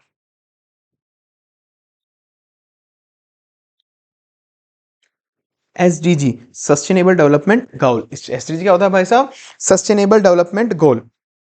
अभी जो मैंने पढ़ा ना कि सस्टेनेबल डेवलपमेंट करना, सस्टेनेबल डेवलपमेंट करना है, अब ना भाई साहब यूनाइटेड नेशंस ने कुछ सस्टेनेबल डेवलपमेंट गोल बना दिए। ये यूनाइटेड नेशंस के बनाए हुए गोल है कि जो भी यूएन के अंदर जो जो भी ऑर्गेनाइजेशन, मतलब जो जो भी कंट्रीज है यूएन के अंदर, उनको सस्टेनेबल डेवलपमेंट गोल सबको को फॉलो करने हैं, कि हर कंपनी को, हर कंट्री को ये कुछ गोल्स फॉलो करने हैं, कि पॉवर्टी को हम इराडिक कर देंगे, हर एक बंदे के पास इक्विटेबल रिसोर्सेज होंगे, हम सबको राइट टू एजुकेशन देंगे। ये कुछ गोल्स बना दिए यूनाइटेड नेशंस ने, कुछ ये गोल्स बना दिए। क्या क्या गोल है? तो यूनाइटेड नेशन के हर एक मेंबर को ये फॉलो करना पड़ेगा, चाहे डेवलप्ड कंट्री हो, डेवलपिंग कंट्री हो। 17 गोल्स बनाए करते हैं, 17 SDG सस्टेनेबल, कि मतलब ये वाले जो गोल्स है ना, इनको फॉलो करेंगे तो सस्टेनेबल डेवलपमेंट ऑटोमेटिक हो जाएगी। इन गोल्स को अपन ध्यान में रख के काम करेंगे ना पूरा, तो सस्टेनेबल डेवलपमेंट ऑटोमेटिक हो जाएगी। तो इस सस्टेनेबल डेवलपमेंट SDG को ना बहुत स्ट्रॉन्ग कमिटमेंट, सबको बोला कि तुम बहुत स्ट्रांगली फॉलो करना है इसको। तो 17 SDG क्या क्या हो गए भाई? ये हो गए, पुअर्टी अपन को कम करनी है, हंगर कम करनी है हर एक बंदे में, मतलब भूखमरी को हटाना है अपन को, जो इनइक्वालिटीज़ है वो लोगों को मिटानी है, इनइक्वालिटीज़ मिटानी है, कंजम्पशन प्रोडक्शन के रिस्पॉन्सिबल होगा, जेंडर को इक्वल मान के काम करना है, हेल्थ एजुकेशन बिल्कुल अच्छे से देनी है, सबको हेल्थ एजुकेशन मिलनी चाहिए, क्लीन एनर्जी सबको देनी है, क्लीन वाटर सबको देना है। तो ये ऐसे सब कुछ की इकोनॉमिक ग्रोथ करनी है, इंडस्ट्री में इनोवेशन लाने, क्लाइमेट बिल्कुल अच्छा रखना है, life below the water and life on the land, पानी के नीचे जो भी जीव जंतु है, मछली वगैरह, ये सब इनका भी ध्यान रखो, हर कुछ पानी के अंदर वेस्ट डाल के इनकी जिंदगी बर्बाद मत करो। Life on the land, human की, एनिमल्स की लाइफ बर्बाद मत करो। सिटी और कम्युनिटी जितनी भी सिटी है उनको सस्टेनेबल सिटीज बनाओ, पार्टनरशिप गोल्स आपके ध्यान रखो, पीस होना चाहिए, जस्टिस होना चाहिए, हर एक इंसान का जस्टिस होना चाहिए, हर एक इंसान को पीस मिलना चाहिए, मतलब अच्छे से ओवरऑल अच्छे से धंधा करो कि एनवायरमेंट का नुकसान भी पहुंचे नहीं पहुंचे, सोशल का नुकसान भी, मतलब सोशली भी किसका नुकसान ना हो, गवर्नेंस भी अच्छी रखो। वो ओवरऑल इस गोल का मतलब यही है कि पूरे लोगों का, सबका ध्यान रखो, भूखमरी कहीं पे भी नहीं हो, हंगर नहीं हो, पुअर्टी नहीं हो, इनकम इक्वलिटी नहीं हो, इनइक्वलिटी नहीं हो, लड़के लड़के को सेम मानो, जेंडर इक्वलिटी रखो, हेल्थ एजुकेशन का सबको एक्सेस रखो। तो ये कुछ 17 गोल बनाए हैं। तो इसको एग्जैक्ट याद करना, तो मैं तुमको एक ट्रिक दे देता हूँ, वो तुमको देखना पड़ेगा। तो मुझे लगता है कि एग्जैक्ट तो ऐसे नहीं आएंगे कि 17 के 17 बताओ, एग्जाम के अंदर आएंगे तो हो सकता है 5-6 पूछ ले, 5-6 मार्क्स से। हजार बार बोला मैंने ये कि भाई मैक्सिमम कोई क्वेश्चन आएगा तो कितने मार्क्स का आएगा? 5-6 मार्क्स का। तो आप 5-6 पॉइंट ही रट के जाओ, बाकी पॉइंट क्या पढ़े नहीं क्या? पढ़ के सारे जाने, MCQ केस सिनेरियो कहीं से भी आ सकते हैं ना, तो पढ़ के सारे जाना है, पर रट्टा मारने के लिए 5-6 मार लो। तो मैंने तुमको इसलिए यहाँ पे ट्रिक दे दी, कुछ मतलब ट्रिक टाइप दे दिया तुमको, इससे याद हो सकता है करना हो तो। गरीबी और इनइक्वालिटी के 4 पॉइंट, गरीबी इनइक्वालिटी के 4 पॉइंट। गरीब इंसान बेचारा भूखा रहेगा, गरीब इंसान बेचारा भूखा रहेगा। पुअर्टी होगी, उसमें हंकर होगा। क्यों वो गरीब है? क्योंकि इनकम की बहुत ज़्यादा इनइक्वालिटी, कोई अमीर बहुत अमीर हो रहा है, गरीब बहुत बहुत गरीब हो रहा है, तो उसको खाने के लिए कुछ भी नहीं, उसके बाद कंजम्पशन के लिए कुछ भी नहीं है, ठीक है ना। गरीब इंसान क्यों गरीब है? क्योंकि पास इनकम की बहुत इनइक्वालिटी है। वो भूखा है क्योंकि उस पास कंज्यूम करने के लिए कुछ भी नहीं है, कंजम्पशन इक्वालिटी नहीं है। तो 4 पॉइंट किससे? गरीब और इनइक्वालिटी आ गया। सबको हेल्थ और एजुकेशन का राइट दो, सारे जेंडर को हेल्थ और एजुकेशन का राइट दो, हर जेंडर को, मतलब जेंडर इक्वालिटी रख के हेल्थ और एजुकेशन का राइट दो, हेल्थ और एजुकेशन का राइट दो। ये मैंने बहुत अच्छे जमाए तुमको याद करने के लिए, ऐसे ने कोई जमा के नहीं दिए थे, मैंने इनको याद करने के लिए जमाए तुम्हारे लिए, ठीक है ना। 4 पॉइंट गरीबी के लिए, बाकी हर एक जेंडर इक्वलिटी को हेल्थ और एजुकेशन का राइट दो। तो भाई तुमको ये तो ऑटोमेटिक ये याद होगा, उनके गारंटीड ये 7 पॉइंट से याद होगा, तुम्हारा काम यहीं पे खत्म हो गया। अगर तुम चाहो तो यहीं पे रुक जाओ, बाकी बस पढ़ लेना, पर फिर भी नहीं सर एक बार आगे बताओ। बाकी हर एक गरीब इंसान को हेल्थ एजुकेशन देना है, पानी बिजली भी देनी है, पानी बिजली भी सबको देना है, पानी और बिजली देना है। पानी मतलब क्लीन वाटर होना चाहिए हर एक इंसान के पास, और क्लीन एनर्जी भी अफोर्डेबल कम रुपए में क्लीन एनर्जी सब बंदे को मिलनी चाहिए। तो पानी और इलेक्ट्रिसिटी, क्लीन वाटर और एनर्जी, क्लीन वाटर और इलेक्ट्रिसिटी। ग्रोथ की वजह से सब जगह का क्लाइमेट खराब हो रहा है, ग्रोथ की वजह से सब जगह का क्लाइमेट खराब हो रहा है, ग्रोथ की वजह से, ग्रोथ इनोवेशन की वजह से, ग्रोथ और इनोवेशन की वजह से सब जगह का क्लाइमेट खराब हो रहा है। सिटी का, पानी के अंदर, लैंड, क्लाइमेट सब जगह खराब होगा ग्रोथ की वजह से, ग्रोथ इनोवेशन की वजह से सब जगह का क्लाइमेट खराब हो रहा है। सब जगह मतलब सिटी के अंदर, लैंड पे, under the water, below the water भी। तो हर जगह पीस जस्टिस होना चाहिए, पार्टनरशिप गोल्स भी आपको तय करना है, ठीक है। तो ये 17 गोल आप ऐसे याद कर सकते हो सस्टेनेबल डेवलपमेंट गोल्स के अंदर। अब ये वही आ गया जो मैं तुमको बताया था, बकवास। सस्टेनेबल रिपोर्टिंग के कुछ ग्लोबल ट्रेंड है, मतलब बहुत सारे लोगों ने अलग अलग फ्रेमवर्क निकाल दिए कि तुम सस्टेनेबल रिपोर्टिंग ऐसे करो। हर एक इंटरनेशनल बहुत सारी ऑर्गेनाइजेशन चलती है, हर ऑर्गेनाइजेशन अपने अपने दीदी के ऐसे फ्रेमवर्क यूज लो, ये फ्रेमवर्क यूज लो, वो फ्रेमवर्क यूज लो, ऐसे ने सब पटकती है, ठीक है। चलो, तो जनरली ये अभी इंडिया की बात नहीं कर रहे अपन, इंडिया की बात नहीं कर रहे, पर ओवर द ऑल ड्यूरिंग मतलब all over the world generally ये वाली रिपोर्टिंग रिक्वायरमेंट मैंडेटरी किस पे? All over the world. अभी इंडिया के अंदर बात नहीं कर रहे, ऑल ओवर द जनरली यहाँ पे लिखा हुआ है mostly associated with the public sector company, government company, large company, multinational company, listed company, या फिर कुछ स्पेसिफिक सेक्टर्स। इनको बोला है कि तुमको ये रिपोर्टिंग फॉलो करनी ही करनी। अब वर्ल्ड वाइड फ्रेमवर्क कौन कौन से बना दिए कि तुमको कैसे रिपोर्टिंग देनी है, कैसे रिपोर्टिंग का फॉर्मेट क्या रखना है आपको। रिलायंस लिमिटेड है तो रिलायंस लिमिटेड को रिपोर्टिंग का फॉर्मेट क्या रखना है? GRI, CDP, IIRC, comprehensive, CCRS, IISSB, ये सब रिपोर्टिंग के फॉर्म बता दिए। याद करने का सर पता नहीं क्या बोल रहे हो इसको मैं तुमको। ज्यादा ध्यान मत देना याद करने पे, इस पे मैं भी नहीं दूंगा अभी इस पे ध्यान। मतलब शायद हो सकता है क्वेश्चन आ भी जाए, ऐसे का भरोसा तो मैं कभी कुछ नहीं बोल सकता कि मैं बोल दूं नहीं आया जाए। तो मैं तुम्हारी जगह बता दूं 3 पॉइंट याद करके चलाते, अगर 5 नंबर क्वेश्चन आता तो 2 नहीं आते ज्यादा मार्क्स, 3 पॉइंट कोई भी, 3 तो पॉइंट पढ़ते पढ़ते याद हो जाएंगे, 3 की कोई दिक्कत नहीं है। पर मैं सारे के सारे याद करने बैठ जाऊं तो नहीं हो सकता, सेंस ही नहीं है। कि 5 में 3 मार्क्स आ गए वही काफी है ना, 5 में 3 पॉइंट लिख दिए मैंने, वो काफी है। तो भाई ठीक है, बाकी तुम्हारी मर्जी है। GRI, CDP और IIRC, अब जैसे ये पॉइंट पढ़ो, global reporting initiative, carbon disclosure project और इंटरनेशनल इंटीग्रेटेड रिपोर्टिंग फ्रेमवर्क, ये एक तुमको याद हो ही जाएगा IIRC, क्योंकि इंटरनेशनल रिपोर्टिंग फ्रेमवर्क है, इंटीग्रेटेड फ्रेमवर्क। ये पहले फाइनेंशियल रिपोर्टिंग में पहले तो था, ये अभी भी फाइनेंशियल रिपोर्टिंग में है क्या? ये IIRC बिल्कुल लास्ट चैप्टर होता है, बिल्कुल लास्ट चैप्टर, अभी पता नहीं है या नहीं, मुझे नहीं पता। IIRC होता था इंटरनेशनल इंटीग्रेटेड रिपोर्टिंग फ्रेमवर्क। सबसे पहले क्या है? Global reporting initiative, GRI। इसको ना EES पे देना है, EES पे रिपोर्टिंग देनी है हर एक कंपनी को, economic, environment, social.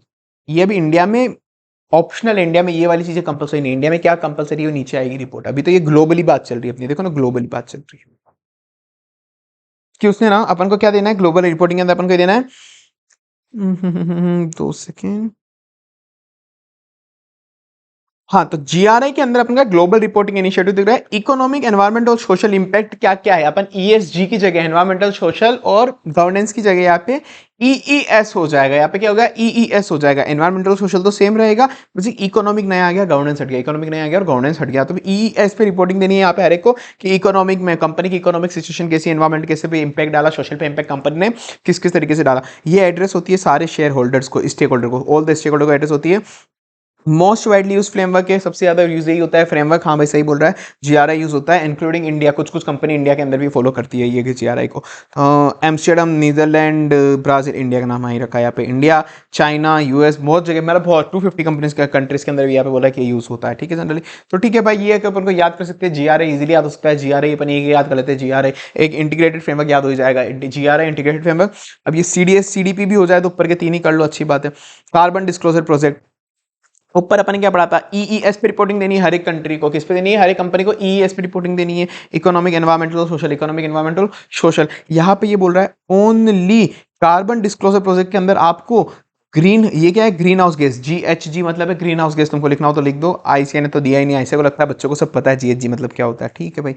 GHG emission, water, forest, supply chain, इसकी वजह से क्या क्या मतलब इन पे आपके ऑर्गेनाइजेशन से इन पे कितना इंपैक्ट आएगी, जीएचजी आपने कितना ग्रीन हाउस गैस आपने डाला प्रोड्यूस कराया, वाटर को कितना यूज लिया, फॉरेस्ट को कितना नुकसान पहुंचाया, सप्लाई चेन से क्या इंपैक्ट पड़ा है आपका, क्लाइमेट पे आपने क्या इंपैक्ट डाला है, फॉरेस्ट पे, वाटर सिक्योरिटी पे, ये सब आपको बताना है। तो यहाँ पे भी ऑल दिस स्टेक होल्डर था, यहाँ पे भी जनरली ऑल स्टेक होल्डर ही होगा, इन्वेस्टर, बायर और अदर स्टेक होल्डर। ये अलग अलग ऑर्गेनाइजेशन ने बस रिपोर्ट निकाली भी अलग अलग जनों ने, बाकी इसका ऐसा कुछ नहीं है, ठीक है ना।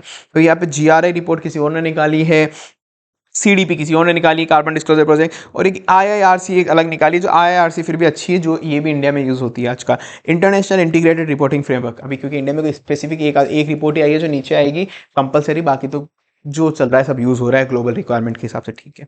आईआईआरसी इंटीग्रेटेड रिपोर्टिंग फ्रेमवर्क, अब इसके अंदर ना इंटीग्रेटेड व्यू देते हैं बहुत सारी चीजों का, बहुत सारी capital, human capital, natural resources वगैरह आपस में लिंक करके बहुत सारा इंटीग्रेट करके, बहुत सारी चीजों को इंटीग्रेट करके अपन व्यू देंगे। इंटीग्रेटेड नाम से पता पड़ जाता है कि बहुत सारी चीजों को एक साथ एक ही रिपोर्ट के अंदर डाल देंगे, कि ऑर्गेनाइजेशन के बारे में, ऑर्गेनाइजेशन का स्ट्रक्चर क्या है, ऑर्गेनाइजेशन का बिजनेस मॉडल क्या है, क्या क्या रिस्क एंड अपॉर्चुनिटी है, क्या स्ट्रेटेजी है, क्या परफॉर्मेंस है, क्या फ्यूचर में आउटलुक रखेंगे, कैसे हम एनवायरमेंट को डील करने वाले, क्या क्या ह्यूमन कैपिटल हम यूज लेंगे, क्या क्या एनवायरमेंट की चीजें यूज लेंगे, सारी चीजों को इंटीग्रेट करके इधर डाल देना, ठीक है। तो अंदर एग्जैक्ट कंटेंट याद नहीं हो सकता भाई, कोई नहीं करके जाएगा, एआर वन भी याद नहीं करके जाएगा अंदर का एग्जैक्ट करते, तुम इतना टेंशन ना लेना, हेडिंग याद करो, अंदर के कुछ कुछ कीवर्ड याद करने, ठीक है ना। जैसे ऊपर वाले के अंदर था ईएस, एनवायरमेंटल, इकोनॉमिक और सोशल था, यहाँ पे कार्बन डिस्क्लोजर के अंदर तुमको green house gas, water, forest याद करके जाना है, इंटीग्रेटेड के अंदर तुमको इंटीग्रेटेड रिपोर्ट याद करके चलो, बाकी ऑर्गेनाइजेशन के बारे में, ऑर्गेनाइजेशन के बारे में, ऑर्गेनाइजेशन का स्ट्रक्चर, बिजनेस मॉडल, ऑर्गेनाइजेशन के बारे में ही आगे 3-4 पॉइंट, ऑर्गेनाइजेशन का ओवरव्यू क्या है, स्ट्रक्चर क्या है, बिजनेस मॉडल क्या है, रिस्क अपॉर्चुनिटी क्या है, ये सारी चीजें इंटीग्रेटेड करके शो करनी पड़ेगी अपन को किसी रिपोर्ट के अंदर।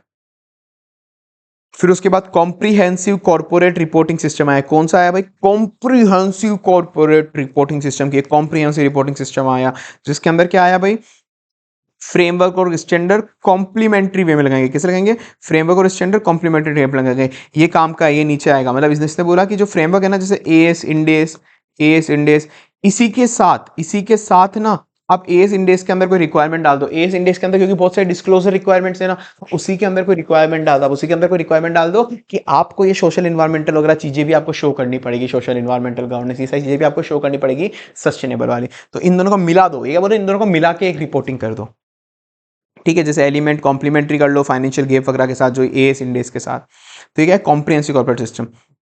फिर आईआईएसबी आया, फिर कौन उठ के आया अपना, आईआईएसबी, इंटरनेशनल सस्टेनेबिलिटी स्टैंडर्ड बॉडी, एक नया बंदा एक और उठा के आ गया कि भाई हर एक इंटरनेशनल इन्वेस्टर को चाहिए होती है कि भाई वो ट्रांसपेरेंट रिलायबल रिपोर्टिंग हो, तो भाई आईआईएसबी अलग अपनी रिपोर्टिंग रिक्वायरमेंट लेके आ गया कि मतलब वही सेम तरह की रिपोर्टिंग रिक्वायरमेंट है आईआईएसबी की। अपन ने क्या पढ़ लिया, अपन ने एक जीआरआई अपन ने याद कर लिया, जीआरआई याद कर लिया, ग्लोबल रिपोर्टिंग इनिशिएटिव पर याद कर लिया, अब कार्बन वाला एक देख लो, कार्बन डिस्क्लोजर याद हो तो, बाकी इंटीग्रेटेड रिपोर्टिंग तो तुम याद कर लो, इंटीग्रेटेड रिपोर्टिंग याद हो गई, 3 अपन को याद हो गए, मैं समझता हूँ ज़्यादा याद करने की जरूरत नहीं है। बाकी अगर तुमको अब ये देखना है फ्रेमवर्क स्टैंडर्ड को मिला के कॉम्प्रिहेंसिव रिपोर्टिंग सिस्टम आ गया, फिर आईआईएसबी भी आ गया, इसका ये देख लो, आईआईएसबी क्या है, इंटरनेशनल सस्टेनेबल स्टैंडर्ड बोर्ड, ये एमसीक्यू में इसका ये पॉइंट आ सकता है, आईआईएसबी क्या होता है, इंटरनेशनल सस्टेनेबल स्टैंडर्ड बोर्ड बनाया हुआ है कुछ आईएफआरएस फाउंडेशन है एक बहुत मतलब इंटरनेशनल लेवल पे, उनका एक आईआईएसबी बोर्ड है, ठीक है ना, उन्होंने बना के फ्रेमवर्क और दे दिए।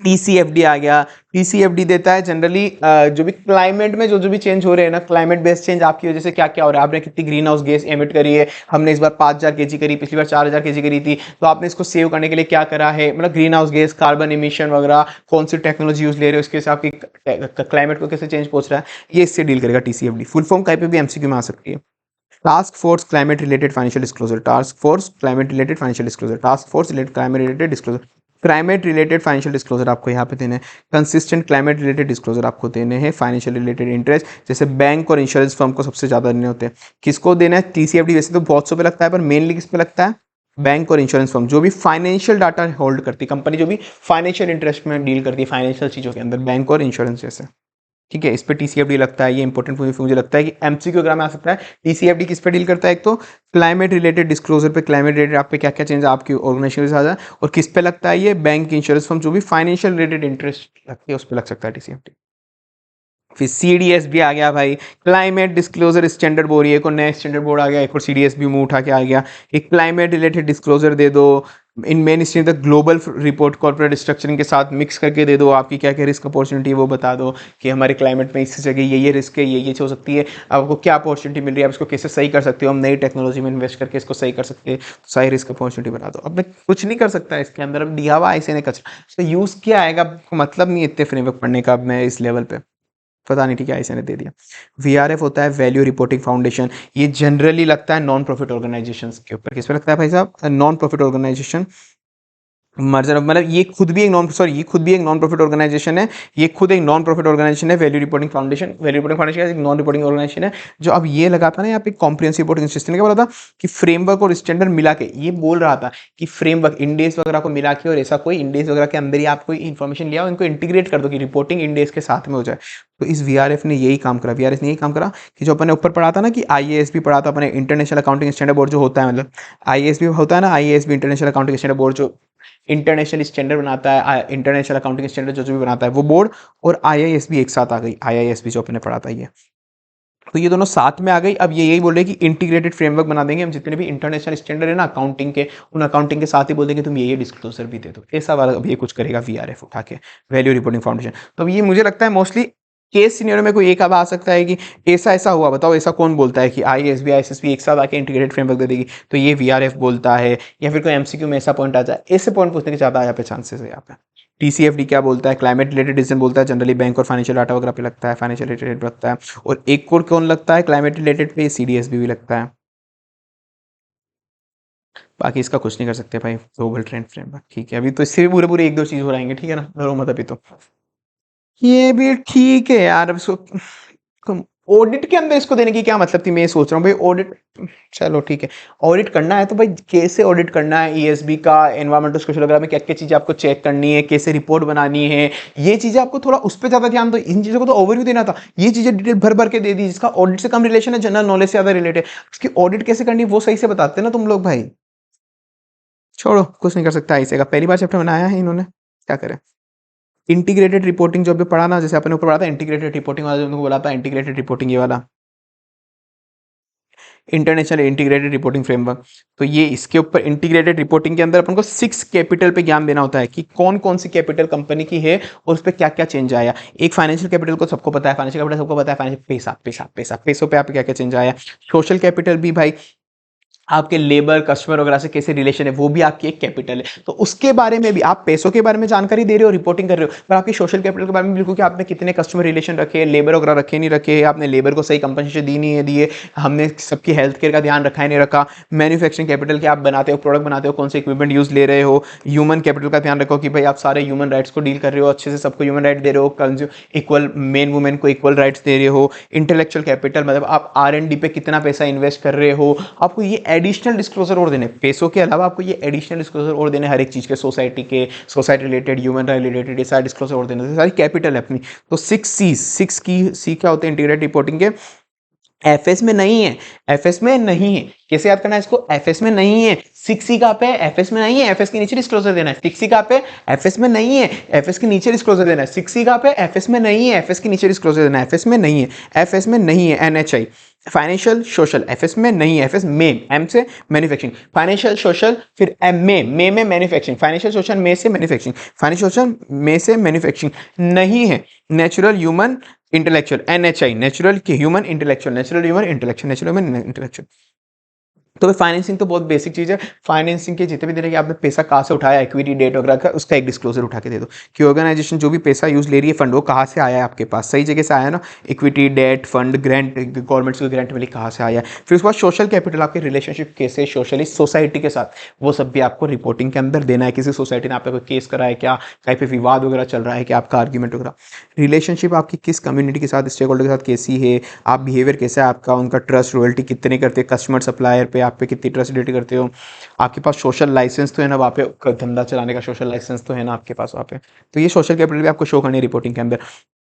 एफ से फाइनेंशियल, एस से सोशल, एफ से फाइनेंशियल, एस से सोशल में नहीं है, एम से मैन्युफैक्चरिंग। क्या आप मैन्युफैक्चरिंग करते हो, कौन कौन सी आप टेक्नोलॉजी यूज ले रहे हो, लेबर ओरिएंटेड यूज ले रहे हो या फिर मशीन ज़्यादा यूज ले रहे हो, और मशीन यूज ले रहे हो तो इको फ्रेंडली मशीन है या नहीं है, वो सारी चीज़ आपको बतानी है यहाँ पे। ह्यूमन कैपिटल यूज ले रहे हो या फिर प्रोडक्शन ओरिएंटेड यूज ले रहे हो, उनको आपने सारी की सारी फैसिलिटी ऑर्गेनाइजेशन जो भी यूज़ ले रही है गवर्नमेंट ने बनाई है नहीं बनाई, आप बना के दे रहे हो नहीं दे रहे हो सोसाइटी को, रोड ब्रिज पोर्ट वगैरह आप ये सब आपने बनाया है नहीं बनाया है ये सब, क्योंकि आप यूज़ ले रहे हो सोसाइटी के रिसोर्सेज, तो उनको भी कुछ बना के दो।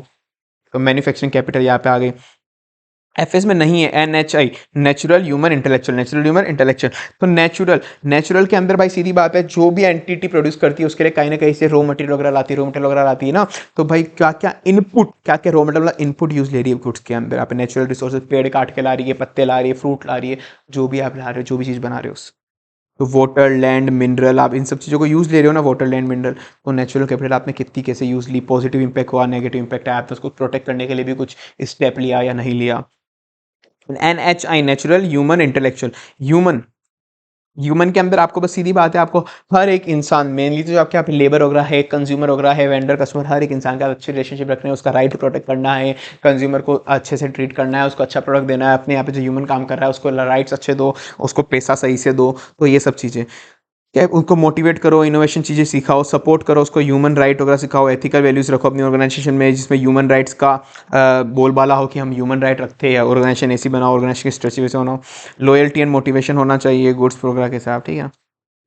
इंटेलेक्चुअल कैपिटल की आप कितना इन्वेस्ट करते हो, आप इंटेलेक्चुअल कैपिटल बनाने के लिए, R&D करने के लिए, रिसर्च इनोवेशन की, आप रिसर्च इनोवेशन करो, जिससे आप ऐसी रिसर्च इनोवेशन करो जिससे इन्वायरमेंट को और ज़्यादा प्रोटेक्ट कर सको, एनवायरमेंट को आप जो ज़्यादा प्रोटेक्ट कर सको, ऐसी रिसर्च करके ऐसी नई टेक्नोलॉजी लाओ, फलाना डिग्रा लाओ, तो वो सारी तरह की R&D। कितना इन्वेस्टमेंट करते हैं अपन R&D इनोवेशन में, ह्यूमन रिसोर्सेज के ऊपर, ताकि उनको भी ट्रेनिंग दे सके, सब चीज़ों पे आप कितना इन्वेस्ट करते हो, ये इंटेलेक्चुअल हो गया, ठीक है ना। तो एफएस में नहीं है फाइनेंशियल सोशल, एम से मैन्युफैक्चरिंग, एनएचआई से नेचुरल ह्यूमन इंटेलेक्चुअल। देखो भाई अब क्वेश्चन है इसके ऊपर ऐसे, इंक्रीज करा अपने number of customer using digital customer mobile app, तो डिजिटल मोबाइल ऐप अपने नई लॉन्च करी है, 100% डिजिटल कलेक्शन आ गया, मतलब ये डिजिटल मोबाइल ऐप अपने इन्वेस्ट कराई है, क्या हो गया, इंटेलेक्चुअल कैपिटल, अपन ने इन्वेस्टमेंट करके नई टेक्नोलॉजी लाए, कुछ इंक्रीज हुआ है, बेनिफिशियरी अंदर CSR प्रोग्राम करा है, मतलब अपने सोसाइटी को फायदा पहुंचाइए, क्या हो गया, सोशल कैपिटल, ये हो गई सोशल कैपिटल। तो ये दो एग्जांपल देते हैं आपको, दोनों के होंगे, कौन से इंटीग्रेटेड रिपोर्टिंग के अंदर, फर्स्ट इंटेलेक्चुअल, सेकंड सोशल। अब ग्लोबल सिनेरियो में आप इस दो आ गए, पहले ऊपर अलग अलग ग्लोबल फ्रेमवर्क दिए थे, अब यहाँ पे ग्लोबल रिपोर्टिंग के अंदर दो दे दी कि अब यूके यूएस का अपन ने अलग से बता दिया ICAI ने कि भाई यूके यूएस कैसे फ्रेमवर्क फॉलो करता है, चार्टा दूंगा उठा के।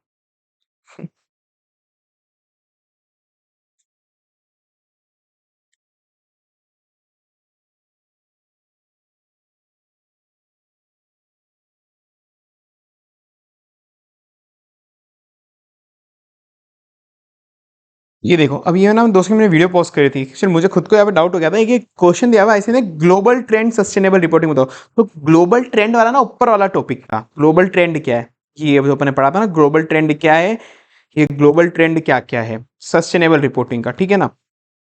यहाँ पे ग्लोबल ट्रेंड क्या सस्टेनेबल रिपोर्टिंग का ICAI ने आंसर में ये उठा के पटक दिया है। अब आंसर में ICAI ने मुझे लगता है गलती करी है। अब मैं तुमको एक बार मॉड्यूल बता देता हूँ, मैं मॉड्यूल चेक करने गया था अभी ICAI की वेबसाइट पे, ये ICAI की वेबसाइट खुली हुई है। अब ये देखो पेरा 5 दे रखा है, ग्लोबल सिनेरियो जो जो भी है वेरियस कंट्रीज के ऊपर पेरा 5 है, ठीक है। तो अब इसमें ये दे रखा है यूनाइटेड स्टेट यूके वाला, ये वाला पॉइंट ही दे रखा है ना यहाँ पे। तो अब ये देखो पेरा 5 पढ़ा अपन ने, अब ये क्वेश्चन पढ़ो। अब ICAI ने हिंट में क्या दे रखा है देखना, वो क्वेश्चन नंबर 3 पढ़ो, what are the global trend in the sustainable reporting, ठीक है, ये वही क्वेश्चन है। क्वेश्चन नंबर 3, तो क्वेश्चन नंबर 3 का हिंट देखो, हिंट में बोला हुआ है रेफर पेरा नंबर 5। बाकी असली में वो जो मैंने तुमको ऊपर टॉपिक पढ़ाया था वो पेरा नंबर 4 के अंदर आना चाहिए था, मुझे नहीं पता भाई, ये बाद में इंप्रूव कर दे, एग्जाम टाइम पे आंसर बदल दे, तो मैंने ICAI एसएम के हिसाब से रखा है। तुमको क्या करूँ, मेरे पास भी कोई ऑप्शन नहीं है ना, ICAI जो कर रहा है वो कर रहा हूँ मैं, तो बेटर ऑप्शन बता दो। बताना भी बुरा है वैसे, तो इतना टाइम थोड़ी ना होता है एग्जाम में अपन लोगों के पास।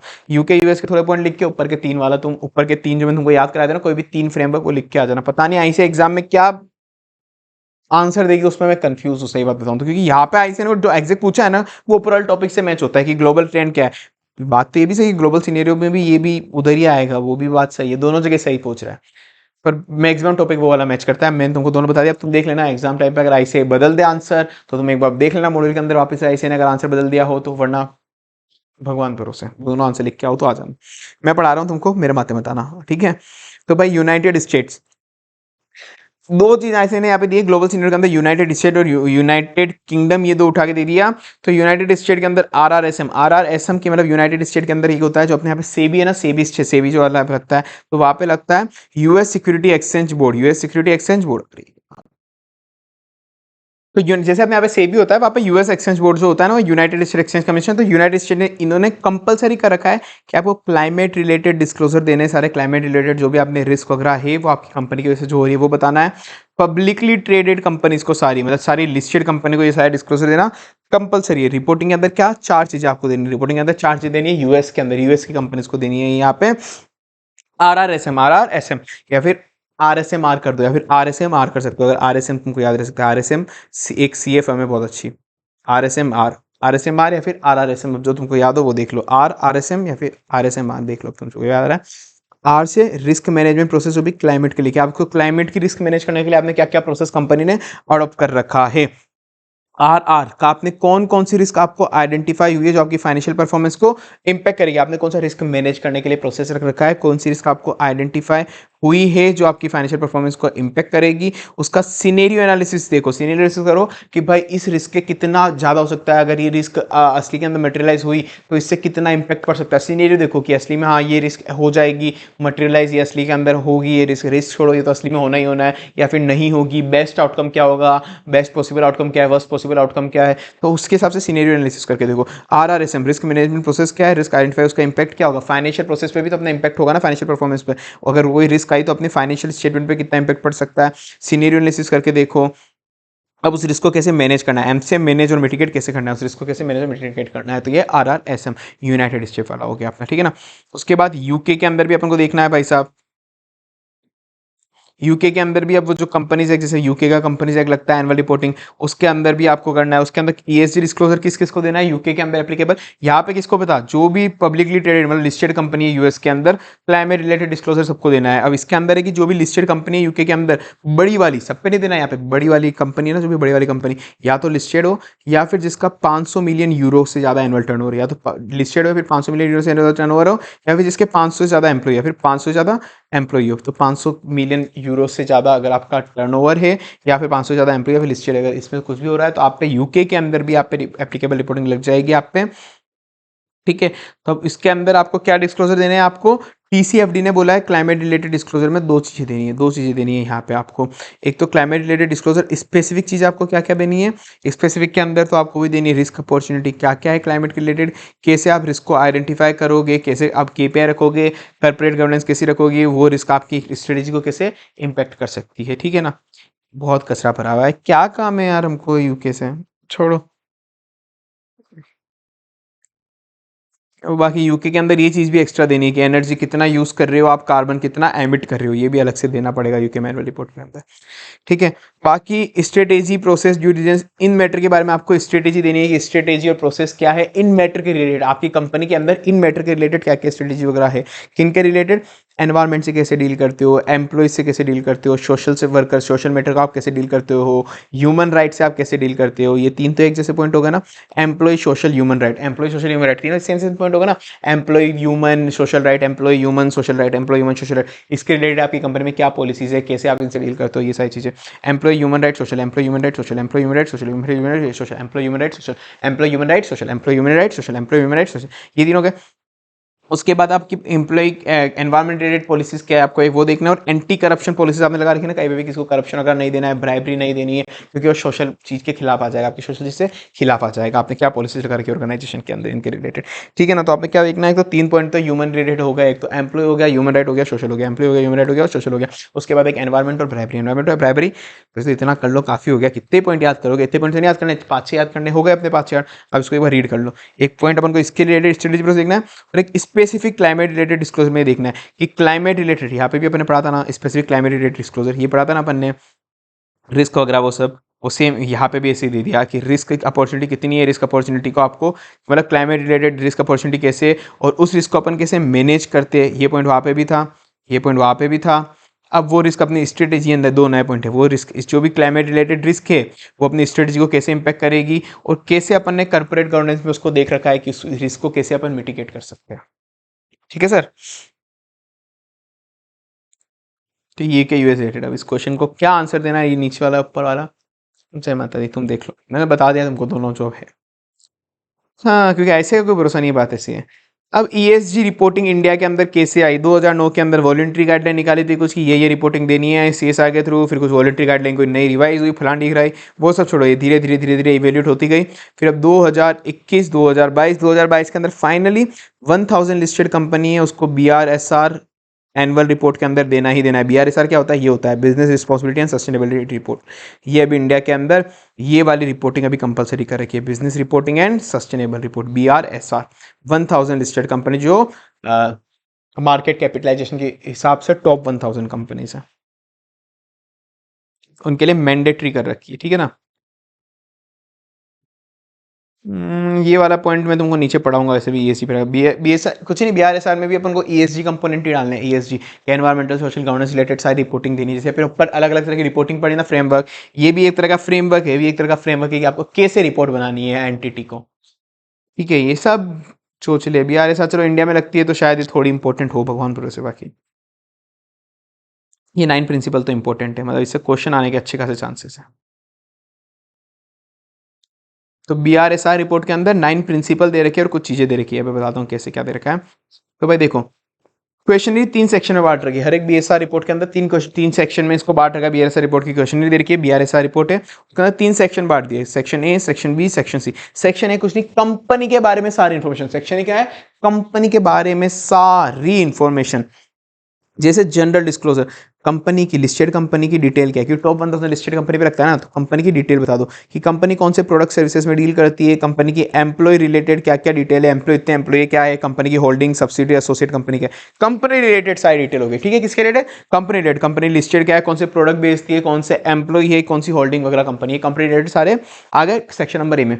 सेक्शन नंबर बी के अंदर मैनेजमेंट प्रोसेस एंड डिस्क्लोजर, कि मैनेजमेंट का क्या गवर्नेंस और लीडरशिप प्रोसेस है, मैनेजमेंट कितना कि TCWG टाइमली सब चीज़ों को इन्वॉल्व करता है, सब चीज़ों को ओवरसी करता है नहीं करता है, केवल सब एम्प्लॉय के प्रोसेस छोड़ रखा है, सारी चीज़ें, ये सारी चीज़ें यहाँ पे देखिए कि मैनेजमेंट का क्या प्रोसेस है, कि मैनेजमेंट टाइमली इन्वेंट्री रिकॉन्सिलेशन देता है, मैनेजमेंट टाइमली देखता है कि इन्वायरमेंट सेफ काम कर रहे नहीं कर रहे, इन्वायरमेंट टेक्नोलॉजी, इन्वायरमेंट रिलेटेड अपनी पॉलिसीज क्या है, TCWG टाइम टू टाइम देख रहे हैं देख रहा। तो मैनेजमेंट का क्या प्रोसेस है, तो policy of management process governance and oversight, management कैसे पॉलिसी प्रोसेस ओवरसाइट रखता है। तो ये सेक्शन है general disclosure, section B management process disclosure आ गया। Section C principle wise performance disclosure. अब ये 9 प्रिंसिपल दे रखे, कुछ ही क्या दे रखे, 9 प्रिंसिपल। तो 9 प्रिंसिपल है BRSR रिपोर्ट के, उनके हिसाब से अब अपन को रिपोर्टिंग करनी है कि हर एक प्रिंसिपल के हिसाब से हमने क्या चीजें ऑप्ट कर रखी है। तो फर्स्ट वाला बोलता है कि आपकी सारी एथिक्स, फर्स्ट प्रिंसिपल बोलता है कि एथिक्स, ट्रांसपेरेंसी, अकाउंटेबिलिटी, कि आपकी जितनी भी पॉलिसीज वगैरह है वो ना ट्रांसपेरेंट होनी चाहिए बिल्कुल, आपको इन्वेस्टर वगैरह से, कंज्यूमर कस्टमर वगैरह से कुछ छुपाना नहीं है। तो इसके लिए अपने क्या क्या कंपनी ने स्टेप ले रखे कि हाँ भाई हमने प्रोडक्ट जो भी बनाते हैं उस प्रोडक्ट पर सब कुछ अच्छे से ट्रांसपेरेंट इन्फॉर्मेशन शो कर रखी है, कहाँ से इन्वेस्टमेंट आया, हमने कितनी अकाउंटिंग में पॉलिसी वगैरह करी, वो सब चीजें हमने ट्रांसपेरेंट रख रखी है। तो ये सारी चीजें हमको यहाँ पे बतानी पड़ेगी। तो यहाँ पे KPI होते हैं, कुछ की परफॉर्मेंस इंडिकेटर आप बता दो कि भाई जैसे समझो कि ठीक है, अभी इन KPI को दो टुकड़ों में बांट रखा है इन्होंने, कि फर्स्ट वाला तो है मैंडेटरी बताना ही बताना है, सेकंड वाला ऑप्शनल है। तो ये मैंडेटरी डिस्क्लोजर में कौन सा, एसेंशियल इंडिकेटर मतलब, और जो ऑप्शनल के अंदर है लीडरशिप डिस्क्लोजर। ठीक है, तो ये चीजें तो कंपलसरी आपको बताना ही बताना है। एसेंशियल इंडिकेटर ये इंपॉर्टेंट लगते हैं मुझे, कि मतलब 2 टुकड़ों में इसको बांट रखा है, 9 प्रिंसिपल, और 2 पार्ट के अंदर बांट रखे हो 9 प्रिंसिपल को भी, 2 KPI की परफॉर्मेंस इंडिकेटर। की परफॉर्मेंस इंडिकेटर जैसे मैं तुमको बताऊं कि ना, हमने इस बार सोचा था कि वेस्ट मैनेज करने के लिए हमने KPI बना लिया, वेस्ट को मैनेज करने के लिए हम 5 न्यू मशीन लाएंगे, 5 न्यू मशीन लाएंगे। तो ये हमारा KPI था। अब उस KPI के अगेंस्ट हमने असली में कितनी परफॉर्म करा, असली के अंदर हम 3 मशीन लाए, असली के अंदर हम 3 मशीन लाए, तो आपके KPI के अगेंस्ट आपकी असली में कितनी परफॉर्मेंस रही। तो ये अपनी ऐसी चीजें डिस्क्लोजर ऐसे करना है मैंडेटरी। तो इसेंशियल डिस्क्लोजर क्या हो गया अपना, ये इन चीज़ों का रिलेटेड कि ट्रेनिंग प्रोग्राम आपने कंडक्ट कराया नहीं कराया, एम्प्लॉइज को सेफ्टी वगैरह रिलेटेड, इन्वायरमेंटल डाटा आपको मैंडेटरी शो करना है, energy, emission, water, waste management, anti corruption etcetera, ये चीज़ें आपको शो करनी है, ये सब इसेंशियल इंडिकेटर है। अब लीडरशिप इंडिकेटर क्या है इसके अंदर, ये ऑप्शनल है। लीडरशिप इंडिकेटर जो है ना वो ऑप्शनल है, ये आपको देना जरूरी नहीं है। मतलब ये अवेयरनेस प्रोग्राम आपने कितने चलाए, आपकी एनर्जी कितनी कंज्यूम करी, बायोडाइवर्सिटी पे आपने क्या इंपैक्ट लाया, supply chain management, life cycle, ये केवल एक इलस्ट्रेटिव लिस्ट है, में तो बहुत बड़ी लिस्ट है, वो छोड़ दो, ये आना भी मुश्किल है। बस ये एग्जाम्पल दे रखे वो फिर भी तुम उठा सकते हो कि energy emission water waste management anti corruption training program, ये मैंडेटरी है। तो बाकी नीचे वाला लीडरशिप इंडिकेटर ऑप्शनल होते हैं, लीडरशिप इंडिकेटर ऑप्शनल होते हैं, ये वाली रिपोर्टिंग ऑप्शनल है करना, ठीक है। तो हम 9 प्रिंसिपल के खिलाफ करनी है ये केपीआई जो बनाने ना है, केपीआई ये 9 प्रिंसिपल के हिसाब से बनाने हैं। तो 9 प्रिंसिपल आपस में कहीं ना कहीं इंटरलिंक है। जो इन्वायरमेंटल सोशल गवर्नेंस पढ़ाता ना, उन्हीं को बड़ा चढ़ा के ये प्रिंसिपल बना रखे, उन्हीं को बड़ा चढ़ा के ये प्रिंसिपल बना रखे। जिसे ट्रांसपेरेंसी रखनी है तो ये सोशल रिलेटेड पॉइंट हो गया कि भाई सोशली अपन को लोगों से अच्छा करना रखना है, तभी तो अपन को बिल्कुल ट्रांसपेरेंट रहना है उनके साथ। तो हमेशा कंपनी के अंदर एथिक्स, ट्रांसपेरेंसी, अकाउंटेबिलिटी रहनी चाहिए। प्रिंसिपल 1 हो गया। अब ये प्रिंसिपल 9 प्रिंसिपल मैंने यहाँ पे नीचे रख रखे इसको याद कराने के लिए कि 9 प्रिंसिपल कैसे याद रखने हैं, तो ये नीचे आ जाएगा। पर पहले अपन पढ़ लेते हैं इसके बारे में एक एक करके। भाई ये प्रिंसिपल भी बहुत खतरनाक है, बहुत ज़्यादा हो गया, मतलब खतरनाक इन द सेंस। बस ये 9 प्रिंसिपल ही बचे तुम्हारे पास मेनली, तो 9 प्रिंसिपल हो गया, उसके बाद ऐसा कुछ बचा नहीं है।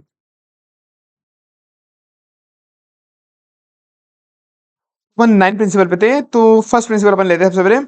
हाँ भाई, फर्स्ट प्रिंसिपल बोलता है एथिक्स, ट्रांसपेरेंसी और अकाउंटेबिलिटी होनी चाहिए कि भाई जितने भी आप बिजनेस के डिसीजन ले रहे हो, कुछ भी ले रहे हो, तो जितने भी रिलेवेंट पार्टीज हैं उनको सब कुछ इन्फॉर्मेशन दो, आप ट्रांसपेरेंट रखो। जो भी इन्वेस्टर ने आप इन्वेस्ट कराया, वेंडर से माल ले रहे हो, कस्टमर को दे रहे हो, सब कुछ सबका उनका ट्रांसपेरेंट रखो। कोई भी डिसीजन ले रहे हो इन्वेस्टर को इम्पैक्ट कर सकते हो, तो इन्वेस्टर के साथ धोखाधड़ी करने के हिसाब से आप चीजें मत रखो। तो प्रिंसिपल 1 बोलता है कि आपको हमेशा ट्रांसपेरेंसी, अकाउंटेबिलिटी रखनी है हर एक चीजों की, बिल्कुल ट्रांसपेरेंसी रखनी, इथिकली काम करो, आपको गंदे काम मत करो। ट्रिक क्या है इसको भाई याद करने की, पॉलिसी एंड गवर्नेंस स्ट्रक्चर है क्या आपकी कंपनी में, कोई भी पॉलिसी और गवर्नेंस स्ट्रक्चर बना रखा है क्या, पॉलिसी आपकी कंपनी में कोई पॉलिसी से, गवर्नेंस स्ट्रक्चर जो पूरा का पूरा ये इसको रिपोर्ट करता है, ये इसको करता है, इस काम के लिए ये अकाउंटेबल है, इस काम के लिए वो अकाउंटेबल है, पूरा गवर्नेंस स्ट्रक्चर है क्या आपकी कंपनी में, क्या कोई पॉलिसी एंड गवर्नेंस स्ट्रक्चर है क्या। अगर है तो क्या आपने रिलेवेंट स्टेक होल्डर को दे रखा है क्या, अगर है तो क्या आपने जो भी रिलेवेंट स्टेक होल्डर्स है आपकी कंपनी के उनको दे रखा है क्या। अगर उन्होंने कोई भी एडवर्स रिमार्क निकाला कि आपका ये गलत है, ये गलत है, तो उसको कैसे रिस्पॉन्ड करा, अगर आपने उसमें कोई भी एडवर्स रिमार्क निकाला उन्होंने तो उसको कैसे रिस्पॉन्ड करा। क्या आपकी कंपनी में कोई भी, आपकी कंपनी में कोई भी पॉलिसीज एंड गवर्नेंस स्ट्रक्चर है या नहीं है, पहले ये बताओ। अगर है पॉलिसी एंड गवर्नेंस स्ट्रक्चर तो क्या आपने स्टेक होल्डर को दे रखा है क्या। अगर उन्होंने कोई भी एडवर्स चीज निकाली, कोई भी एडवर्स चीज निकाली उसकी, तो आपने उसको कैसे रिस्पॉन्ड करा, आपने उसको कैसे रिस्पॉन्ड करा। क्या आपकी कंपनी में कोई भी पॉलिसी एंड प्रोसीजर है क्या, कोई भी पॉलिसी एंड प्रोसीजर है क्या, policy procedure and governance structure है क्या, पॉलिसी एंड गवर्नेंस स्ट्रक्चर है क्या आपकी कंपनी में, कोई भी पॉलिसी एंड गवर्नेंस स्ट्रक्चर है क्या आपकी कंपनी में, कोई भी पॉलिसी एंड गवर्नेंस स्ट्रक्चर है क्या। और अगर है तो क्या आपने उसको स्टेक होल्डर को दे रखा है क्या, अगर आपने है तो क्या आपने उस स्टेक होल्डर को दे रखा है क्या, क्या आपने उस स्टेक होल्डर को दे रखा है क्या। अगर कोई भी एडवर्स रिमार्क उन्होंने निकाला तो आपने उसको कैसे रिस्पॉन्ड करा, कोई भी एडवर्स रिमार्क उन्होंने निकाला तो आपने उसको कैसे रिस्पॉन्ड करा, आपने उसको कैसे रिस्पॉन्ड करा। तो क्या आपकी कंपनी में पॉलिसी एंड प्रोसीजर है क्या। तो भाई governing structure should be develop policy ensure the entity ethics are not complete. तो जो भी आप पॉलिसी प्रोसीजर गवर्निंग स्ट्रक्चर आप बनाओ ना एंटिटी में, जो भी पॉलिसीज बना रहे हो इंटरनली कि करप्शन नहीं होना चाहिए, हरेसमेंट नहीं होना चाहिए, ये सब आप ऐसा बनाओ कि कंपनी के अंदर एथिकल रिक्वायरमेंट अच्छे से पूरी हो जाए। कि कहीं पे भी आप पेमेंट कर रहे हो तो आप पूरे एक पॉलिसी बनाओ कि कहीं पे भी अगर आपको कोई टेंडर लेना है तो गवर्नमेंट ऑफिशियल को आप ब्राइब नहीं दोगे, पैसा आप पैसा घूस नहीं खिलाओगे, पॉलिसी प्रोसेस बनाओ। गवर्नेंस स्ट्रक्चर आपको बहुत अच्छे तरह का गवर्नेंस स्ट्रक्चर बनाना है कि सही बंदे के पास सही काम वगैरह अलोकेट हो जाए, जिसको जो का भी रिस्पॉन्सिबिलिटी उस हिसाब से। Availability to the stakeholder, जो भी रिलेवेंट पॉलिसी प्रोसीजर है वो जितने भी लोगों को इंटरेस्टेड पार्टीज है, इंटरेस्टेड पार्टीज मतलब उनके अंदर की भाई यार ये तो इन्वेस्टर ने पैसा लगा रखा है और ये चीज तो इसके काम की है, तो कोई भी पॉलिसी प्रोसीजर गवर्नेंस स्ट्रक्चर ऐसा कोई भी बिजनेस डिसीजन है तो उसको जो भी रिलेवेंट स्टेक होल्डर है उसको बता दो, उसको बता दो। कोई भी अगर एडवर्स इफेक्ट है तो ज्यादा ध्यान रखना, वो ट्रांसपेरेंट डिस्क्लोजर करना। अगर आपको कभी भी ऐसी कोई एडवर्स चीज मिली कि यार नहीं यार कुछ गलत हो गया, तो हम और ज्यादा डिस्क्लोजर देंगे और ज्यादा ट्रांसपेरेंट डिस्क्लोजर रखेंगे। कोई भी वायलेशन हुआ रिस्पॉन्स, कोई भी वायलेशन हुआ कि 9 प्रिंसिपल में अंदर से नीचे जो भी 9 प्रिंसिपल पढ़ेंगे ना, उन 9 प्रिंसिपल में से अगर कोई भी प्रिंसिपल वायलेट हुआ है यहाँ पे, प्रोएक्टिवली रिस्पॉन्ड कर दो आउटसाइड एंटिटी को वायलेट द 9 प्रिंसिपल। कि भाई प्रोएक्टिव रहोगे पहले कि अगर कोई भी इसके अंदर ये भी है कि समझो कि सप्लायर, डिस्ट्रीब्यूटर वगैरह ये सब है ना, इनको पहले से बता दो कि कोई भी अगर आपने भी अगर कोई गलत काम करा कि सप्लायर कोई गलत काम से माल अपन को दे रहा है कस्टमर, तो अपन सप्लायर से भी रिश्ता तोड़ देंगे, हम तेरे से माल नहीं लेंगे, तू चाइल्ड लेबर कैसे यूज लेता है, हम नहीं करेंगे। ठीक है, तो वॉयलेट अपन भी नहीं करेंगे, सामने वाले को भी नहीं करने देंगे अपने स्टेक होल्डर्स को। तो ठीक है, कोई कंपनी में पॉलिसी प्रोसेसर और गवर्नेंस स्ट्रक्चर है क्या? कंपनी में पॉलिसी और गवर्नेंस स्ट्रक्चर है क्या? कंपनी में पॉलिसी और गवर्नेंस स्ट्रक्चर है क्या? क्या वो अगर है तो क्या शेयर होल्डर को दे रखा है क्या? कोई भी एडवर्स इंपैक्ट होगा तो रिस्पॉन्स कैसे करोगे? क्या वो शेयर होल्डर को दे रखा है क्या? कोई भी एडवर्स इंपैक्ट होगा तो उसको रिस्पॉन्स कैसे करोगे? प्रिंसिपल 1 करता है डील पूरा ट्रांसपेरेंसी डिस्क्लोजर वगैरह से। प्रिंसिपल 2 डील करता है सेफ सस्टेनेबल गोल्स वगैरह से, कि आप जो भी गुड्स एंड सर्विसेज वगैरह, सेफ एंड सस्टेनेबल गुड्स और सर्विस होना चाहिए ना, जो भी गुड्स एंड सर्विस है, ये गोल नहीं है, गुड्स है, गोल हो गया क्या? इसको सही करो यार, ये गुड्स है, ये मुझे भी सही करना पड़ेगा बुक में, ठीक है। तो safe and sustainable goods and services, जो अभी आप गुड्स सर्विसेज जो आप कस्टमर के लिए बना रहे हो बिल्कुल सेफ होना चाहिए। आप एमआई का फोन बना रहे हो, होते ही पहले ब्लास्ट हो जाएगा किसी कस्टमर के हाथ में, उसके ठुक गई पूरी की पूरी, जेब में पड़ा है, ब्लास्ट हो गया तो अंदर के सब कुछ पुर्जे जाएंगे उसके, तो इंसान के भी। तो भाई साहब तुमको ध्यान रखना है कि कहीं भी गुड्स वगैरह दे रहे हो तो सस्टेनेबल हो। कोई आप बिस्किट के नाम पे कचरा नहीं खिला रहे हो, मैदे के नाम पे मिट्टी नहीं खिला रहे हो, तो वो बिल्कुल सेफ होना चाहिए। कस्टमर को जो गुड्स दे रहे हो सेफ होना चाहिए। इसेंशियल प्रोडक्ट है, कोई इसेंशियल प्रोडक्ट है तो सबके लिए दो, जैसे एजुकेशन वगैरह वो सबके लिए दो, आपको ऐसे सबके लिए एक्सेस होना चाहिए, हेल्थ एजुकेशन सबके पास एक्सेस होना चाहिए उसका। तो गुड्स वगैरह बिल्कुल अच्छी होनी चाहिए जिससे कस्टमर की लाइफ इंप्रूव हो जाए। गुड सर्विस ऐसी होनी चाहिए कि बेटर लाइफ हो कस्टमर की ओर, कस्टमर की बेटर लाइफ हो। तो एक तो गुड्स वगैरह बनाना, यूज करना, और यूज करने के बाद उसके राइट क्या होंगे, यूज करने के बाद उसके राइट क्या होंगे। फिर तो उसको बनाया, उसको बनाया, बनाने के बाद उसको यूज करना, मतलब रीयूज, बनाया, बनाने के बाद उसको यूज करना, बनाया अपन ने, उसके बाद यूज करना, फिर यूज करने के बाद उसके क्या राइट्स है उसको वो भी समझो कि मेरा तेरा राइट ये है, तेरा राइट ये है, अगर कोई भी तेरे को नुकसान हुआ तो तेरा राइट ये, तेरे को भी नुकसान हुआ तो उसका राइट है। उसको बनाना, उसको यूज करना, तो उसको भी नुकसान हुआ तो तेरे पास कस्टमर राइट्स ये है। तो भाई प्रोडक्शन मेथड टेक्नोलॉजी ऐसी यूज लो कि जिससे रिसोर्सेज का यूटिलाइजेशन बहुत मिनिमम हो, नेचुरल रिसोर्सेज वगैरह का इन्वायरमेंट को बहुत कम यूज हो जाए, वैसे प्रोडक्शन मेथोडोलॉजी टेक्नोलॉजी लगाओ। उनको ना रिड्यूस रीयूज रिसाइकल समझाओ, नेचुरल रिसोर्सेज को, प्लास्टिक को रिड्यूस रीयूज रिसाइकल कैसे करना है। उनको कस्टमर को समझाओ कि आपका राइट क्या क्या है हमारे खिलाफ, अगर हम उसके क्या क्या है तो उसको अवेयरनेस करो, उसको अवेयरनेस करो। फर्स्ट वाला डील करता था ट्रांसपेरेंसी अकाउंटेबिलिटी को, सेकंड वाला डील करता है कस्टमर को अच्छा तरह के गुड्स प्रोवाइड करो, थर्ड वाला डील करता है promote the wellbeing employee, all the employee, जितने भी एम्प्लॉयज है प्लस जो भी अपने वैल्यू चेन में जुड़े हुए, जो भी बंदे अपने वैल्यू चेन में, एक तो एम्प्लॉय प्लस साथ में जो भी अपने एम्प्लॉय वैल्यू चेन के अंदर जुड़े हुए हो, कोई भी बंदा वैल्यू चेन में, कि सप्लायर कस्टमर वगैरह कोई भी, तो उनका ध्यान रखना, उनका ध्यान रखना। अब इसके अंदर बहुत सारे पॉइंट है 9, मैंने कोई ट्रिक नहीं रखी है इसके अंदर, कोई भी तुम 4-5 पॉइंट ऑटोमेटिक याद कर सकते हो। भाई कोई भी नॉर्मल कोई बंदा जॉब कर रहा होता है उसको क्या चाहिए, पैसा चाहिए, वर्क लाइफ बैलेंस चाहिए, सेफ्टी चाहिए, मेरी ट्रेनिंग करा दो, पैसा सबको चाहिए, पैसे के साथ वर्क लाइफ बैलेंस भी तो चाहिए भाई, पैसा ही सब कुछ नहीं होता। मुझे ट्रेनिंग करा दो टाइम टू टाइम पे, मुझे प्रमोशन दे दो, वर्क कल्चर मेरे लिए अच्छा रखो, सेफ्टी रखना मेरे को हर कई मशीनों गलत गलत जगह काम में मत घुसा देना, गलत फैक्ट्री में घुसा दे तो मैं जल जाऊंगा, ऐसा कुछ भी, मतलब ऐसे सब चीज़ें जो बेसिक कुछ राइट्स होते हैं ना एम्प्लॉयज़ को, वो दो। इसके लिए मैं कोई कुछ भी नहीं लगाया तुम्हारे, बहुत बहुत बेसिक बेसिक पॉइंट्स है। चाइल्ड लेबर किसी भी कंपनी को यूज़ नहीं करना है, वर्क लाइफ बैलेंस देना है, पैसा अच्छा दे दो उसको, टाइमली वेजेस का पेमेंट करो, पैसा टाइम पैसे को पेमेंट कर दो। प्लस एक और पॉइंट हो गया वेजेस का, कि उसको वेजेस का स्टैंडर्ड कितना देना है, कि उसको जितनी वेजेस बनती है स्टैंडर्ड ऑफ लिविंग के हिसाब से उसका पैसा दो। ये नहीं कि भाई उसका बनता है जैसे कि वो रहता है वहाँ का खर्चा 500 रुपये का और तुम वापस उसको खर्चा दे रहे हो कि सैलरी दे रहे हो 300 रुपये की, कैसे वो जीवन का गुजारा करेगा अपना। तो वर्क लाइफ बैलेंस, पैसा का टाइमली पे करो और उसको लिविंग सिक्योरिटी के हिसाब से पैसा दो। ट्रेनिंग उसको टाइम टू टाइम ट्रेनिंग भी दो, वर्क वहाँ पे सेफ इन्वायरमेंट दो उसको काम करने के लिए, सेफ एनवायरमेंट दो, ठीक है ना। तो ये बहुत बेसिक पॉइंट्स है, चाइल्ड लेबर यूज नहीं करना, वर्क लाइफ बैलेंस, पैसा, सेफ इन्वायरमेंट, ट्रेनिंग, कोई भी उसके साथ हरेसमेंट वायलेंस नहीं होना चाहिए, ऐसी पॉलिसीज वगैरह बनाओ। ये कितने बेसिक पॉइंट है, इसको याद करने की जरूरत, मतलब ट्रिक नहीं चाहिए ना इनको याद करने की, कोई भी हर एक एम्प्लॉय को ये चाहिए ही चाहिए। रेगुलेटरी रिक्वायरमेंट, अगर कोई भी employee related labour laws related वो फॉलो करो। हर एक एम्प्लॉय को अपनी डिग्निटी दो, डिग्निटी पीपल की, तुम तुम्हारे पास तुम्हारे राइट्स है, फ्रीडम है, तुम तुम्हारा हिसाब से काम कर सकते हो कुछ, ठीक है। फर्स्ट वाला अकाउंटेबिलिटी रिलेटेड, सेकंड वाला प्रोग्रेस रिलेटेड, थर्ड वाला याद करूंगा वैसे मैं, अब आप ये टेंशन ना लो, अपने लेबर एम्प्लॉयज रिलेटेड। फोर्थ वाला प्रिंसिपल होता है अपना, हर एक स्टेक होल्डर के इंटरेस्ट को बचाओ, हर एक स्टेक होल्डर, जितने भी स्टेक होल्डर्स है ना, हर एक के इंटरेस्ट को बचाओ तुमको यहाँ पे, ठीक है ना। Stakeholder point in discussion, all regulatory warranty system के अंदर हर एक स्टेक होल्डर को बताओ, quality of environment, safety of worker, मतलब ये सब चीज़ अपन को ध्यान रखनी है, हेल्थ सेफ्टी ऑफ वर्कर वगैरह। तो जितने भी स्टेक होल्डर्स है सबको बचाना है, सबको बचाना है। स्टेक होल्डर को आइडेंटिफाई करो, उनसे कम्युनिकेट करो, फिर बेनिफिट का आदान प्रदान करो। जो भी स्टेक होल्डर हो पहले उसको आइडेंटिफाई करो, उससे आइडेंटिफाई करो कि हमारे स्टेक होल्डर कौन कौन से, उनसे कम्युनिकेट करूंगा, उनसे मैं कम्युनिकेट करूंगा, फिर जो भी बेनिफिट होगा ना उसका आदान प्रदान करूंगा, आपस में आदान प्रदान करूंगा, स्टेक होल्डर का आदान प्रदान करूंगा, बेनिफिट्स का आदान प्रदान करूंगा। तो भाई स्टेक होल्डर कौन है पहले उनको मैं आइडेंटिफाई करूंगा, ये स्टेक होल्डर है, उनसे मैं बातचीत करूंगा, कम्युनिकेट करूंगा, स्टेक होल्डर ढूंढ लिए उनसे मैं कम्युनिकेट करूंगा, अब बेनिफिट्स का आदान प्रदान करूंगा। क्या करूंगा? बेनिफिट्स का आदान प्रदान करूंगा। ठीक है ना। तो भाई पहले तो मैंने जो भी रिलेवेंट स्टेक होल्डर्स है, इंटरेस्टेड रिलेवेंट, उनको मैंने ढूंढा, आइडेंटिफाई करूंगा, फिर अब मैं उनसे कम्युनिकेशन करूंगा, उनसे मैं कम्युनिकेशन करूंगा, फिर बेनिफिट्स का आदान प्रदान करूंगा, बेनिफिट्स का आदान प्रदान करूंगा, share the benefit with the stakeholder, share करूंगा, उसका आदान प्रदान करूंगा।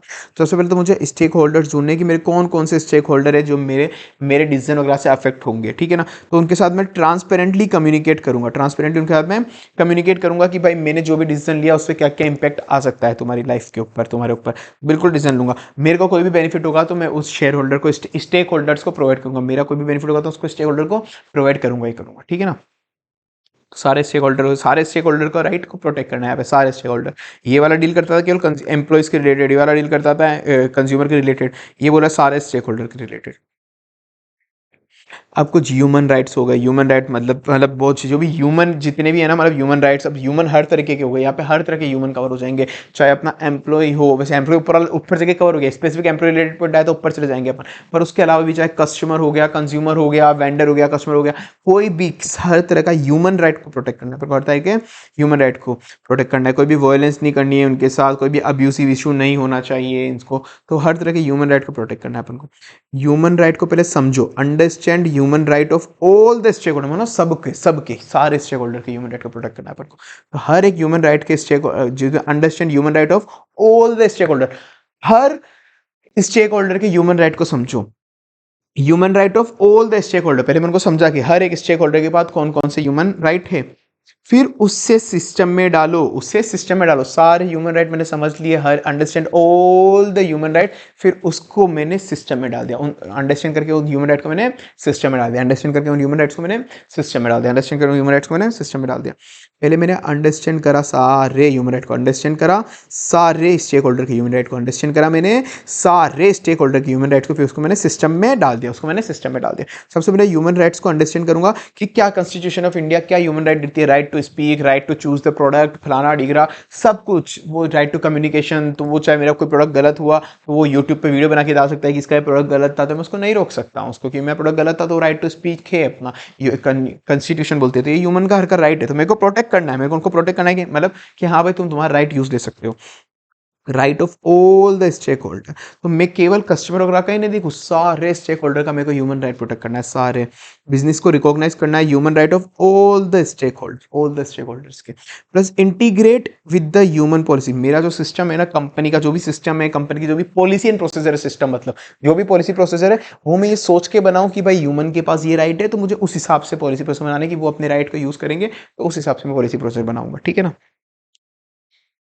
तो ह्यूमन राइट को मैंने all the stakeholder, human right of all the stakeholder मैंने समझा, फिर उसके बाद उसको सिस्टम में डाल दिया, उसको मैंने सिस्टम में डाल दिया। 6 7 8 9, 4 और बचे। सिक्स वाला पॉइंट बोलता है एनवायरमेंट को प्रोटेक्ट करने का। सिक्स वाला पॉइंट किसको बोलता है? एनवायरमेंट को प्रोटेक्ट करो भाई। अपने पहले क्या बड़ा अकाउंटेबिलिटी वगैरह होनी चाहिए, हमेशा ट्रांसपेरेंसी होनी चाहिए। सेकंड वाला बोलता है कस्टमर को अच्छी तरह के गुड्स दो। थर्ड वाला बोलता है एम्प्लॉइज को प्रोटेक्ट करो। फोर्थ वाला बोलता है ह्यूमन राइट फोर्थ वाला बोलता है सारे स्टेक होल्डर को प्रोटेक्ट करो। फिफ्थ वाला बोलता है सबके ह्यूमन राइट को प्रोटेक्ट करो, सबके ह्यूमन राइट को प्रोटेक्ट करो। सिक्स वाला बोलता है एनवायरमेंट को प्रोटेक्ट करो। किसको प्रोटेक्ट करो? एनवायरमेंट को प्रोटेक्ट करो। इन्वायरमेंट को प्रोटेक्ट कैसे करना है? पॉलिसी बनाओ कि पॉल्यूशन ज्यादा नहीं करना, पॉलिसी बनाओ कि पॉल्यूशन ज्यादा नहीं करना, पॉलिसी बनाओ कि पॉल्यूशन ज्यादा नहीं करना। मीन प्लास्टिक का ज्यादा यूज मत लो, प्लास्टिक का ज्यादा यूज मत लो, उससे पॉल्यूशन होगा। और अगर लो भी तो उसको रिसाइकल रीयूज करो, जिससे नेचर और क्लाइमेट सही रहे, जिससे नेचर और क्लाइमेट सही रहे। पॉलिसी बनाओ कि अपन को पॉल्यूशन ज्यादा नहीं करना। पॉलिसी बना के रखो हर एक ऑर्गेनाइजेशन में कि अपन को पॉल्यूशन ज्यादा नहीं करना। पॉलिसी बना के रखो कि हमको पॉल्यूशन ज्यादा नहीं करना है। ट्रिक याद करने की, पॉलिसी बनाओ कि हमको पॉल्यूशन ज्यादा नहीं करना, पॉलिसी बनाओ कि हमको पॉल्यूशन ज्यादा नहीं करना। और अगर थोड़ा बहुत प्लास्टिक का ज्यादा यूज मत करना, प्लास्टिक का ज्यादा यूज मत करना, पर अगर प्लास्टिक यूज भी कर रही हो तो उसे रीयूज रिसाइकल करना, जिससे नेचर और क्लाइमेट का ज्यादा नुकसान ना हो। पॉलिसी बनाओ कि हमको पॉल्यूशन ज़्यादा नहीं करना। अगर तुम प्लास्टिक का उसे कम यूज लो, पर अगर प्लास्टिक यूज भी ले रहे हो तो उसको रिड्यूस रीयूज रिसाइकल करो, जिससे नेचर और क्लाइमेट का ज़्यादा नुकसान ना हो, ज़्यादा नुकसान ना हो एनवायरमेंटल नुकसान। ठीक है।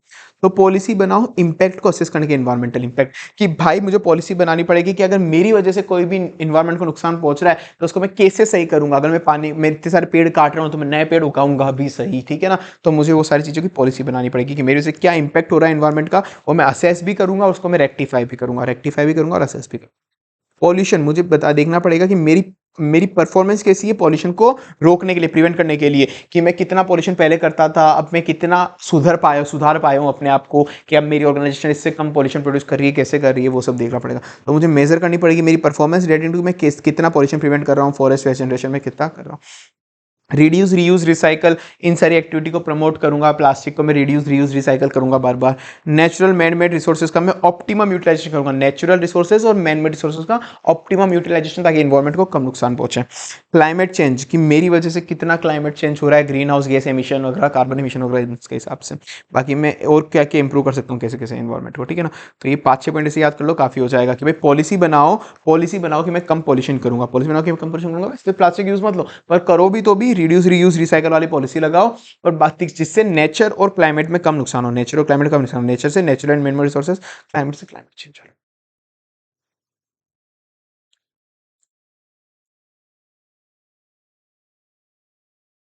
7th पॉइंट डील करता है अपना पब्लिक रेगुलेटरी पॉलिसीज को फॉलो करना है भाई, सारे के सारे, मतलब कुल मिला के जितनी भी statutory policies, law and regulation है, वो आप फॉलो करके ही काम धंधा करो भाई। कुल मिला के ये बोलता है, और कुछ भी नहीं है, कि जितनी भी आप पॉलिसी आप खुद भी बनाओ, आपकी अगर इंटरनल ऑर्गेनाइजेशन की पॉलिसी बनाओ तो भी वो सारे रूल्स रेगुलेशन फॉलो करके बनाओ। कोई भी गवर्नमेंट पॉलिसी बना रही है तो वो भी गवर्नमेंट पॉलिसी भी आपको फॉलो करनी है। प्लस आप ऐसा भी करो कि अगर कभी भी गवर्नमेंट कोई गलत पॉलिसी बना रही है ना, तो आप अपना एक ऑर्गेनाइजेशन बना लो। बहुत सारे बिजनेस में मिलकर कर लेते हैं, अपना एक ऑर्गेनाइजेशन बना लेते हैं और गवर्नमेंट को अपोज करने चले जाते हैं कि नहीं, आपकी ये पॉलिसी गलत है, ये हमारे राइट्स के खिलाफ है, कस्टमर के राइट्स के खिलाफ है। तो आप उसको भी अपोज करके थोड़ा सा प्रेशर डालो कि आपकी पॉलिसी सही बनाओ।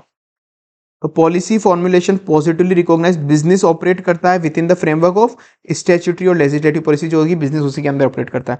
तो पॉलिसी फॉर्मुलेशन, एक बीआरएसआर का बहुत ज्यादा अपन क्या पढ़ रहे हैं, बीआरएसआर पढ़ रहे, भूल तो नहीं गया ना अपन, बीआरएसआर पढ़ रहे हैं, बिजनेस रिपोर्टिंग और सस्टेनेबल रिपोर्टिंग, वो पढ़ रहे हैं, तो उसका बहुत होलिस्टिक के लिए।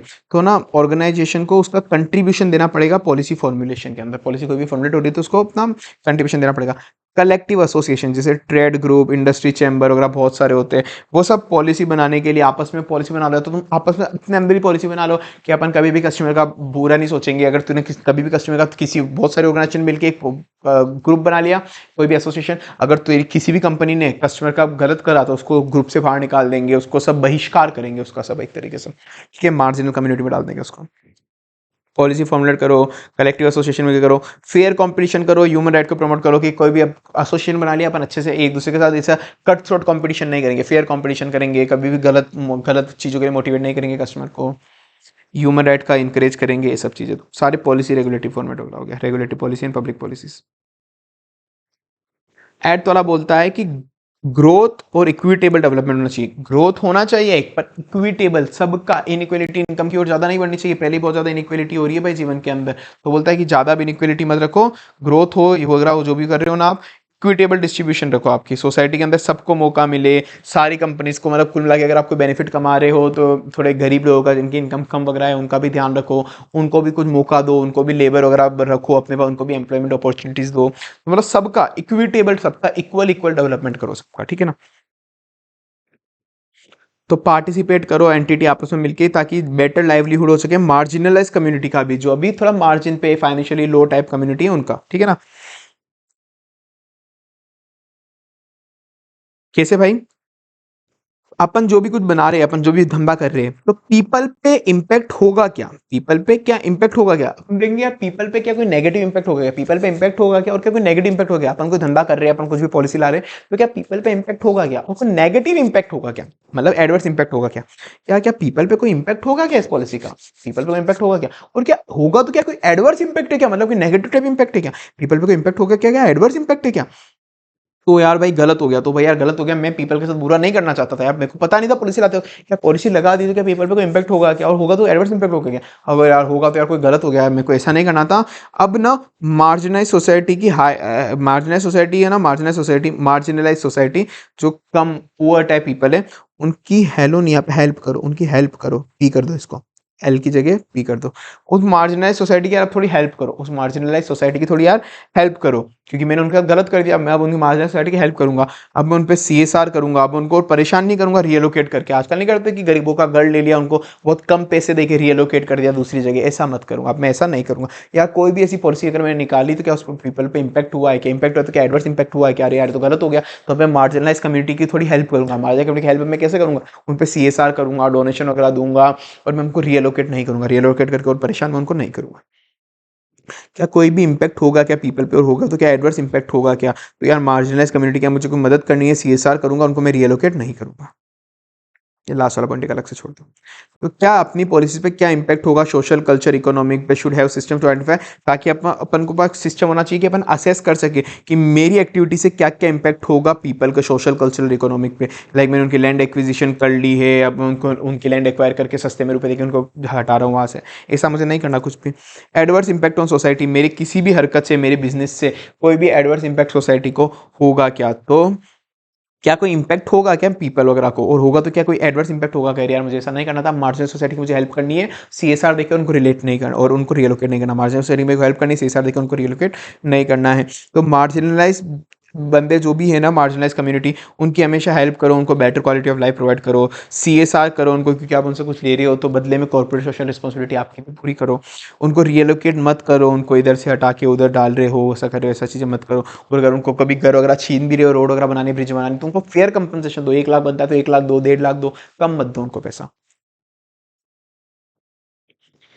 इंटेलेक्चुअल प्रॉपर्टी का भी ध्यान रखो, ठीक है, 1 पॉइंट हटाओ। बहुत हो गया भाई, बहुत हो गया, बहुत हो गया। चलो एक 9 पॉइंट लास्ट बचा है, उसके बाद अब कुछ चैप्टर में बचा नहीं है, एक छोटा सा टॉपिक है उसके बाद।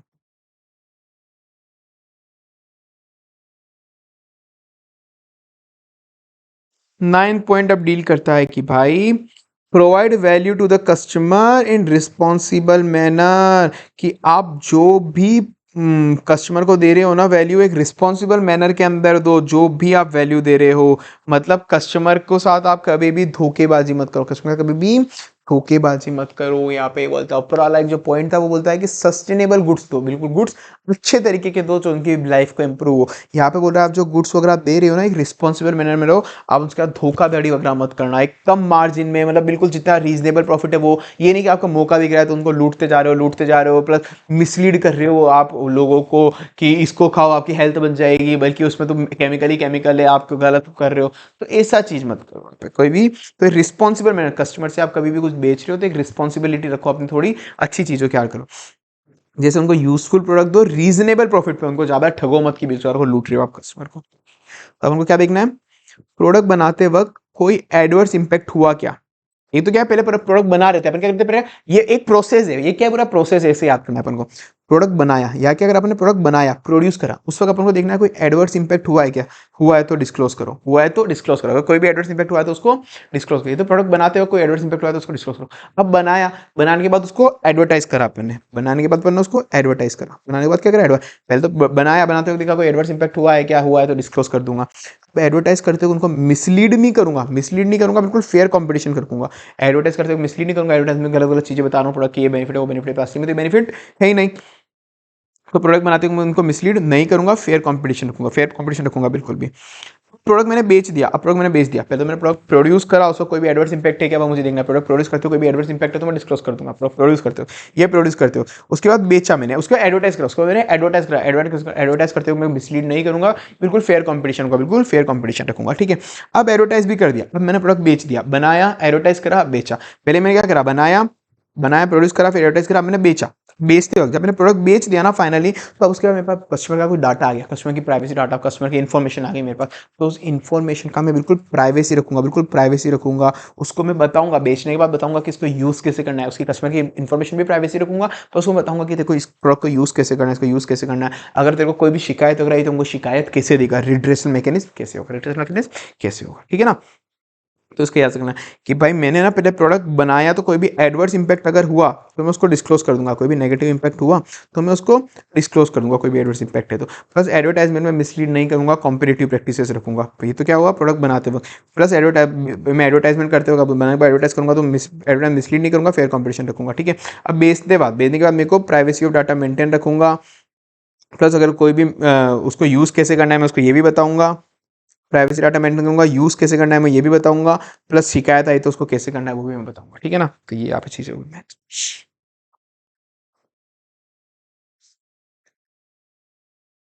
हम्म तो भाई अपन को ना नेगेटिव इम्पैक्ट जितने भी है ना कंज्यूमर के, अपन को अपने मैक्सिमम ऐसा एफर्ट लगाने हैं कि भाई कोई भी कंज्यूमर पे नेगेटिव इम्पैक्ट नहीं पड़ना चाहिए मेरे प्रोडक्ट सर्विसेज की वजह से। कोई भी अगर एडवर्स इम्पैक्ट हो रहा है प्लेनेट, सोसाइटी, कंज्यूमर वगैरह को, तो मुझे डिस्क्लोज कर देना है सारा।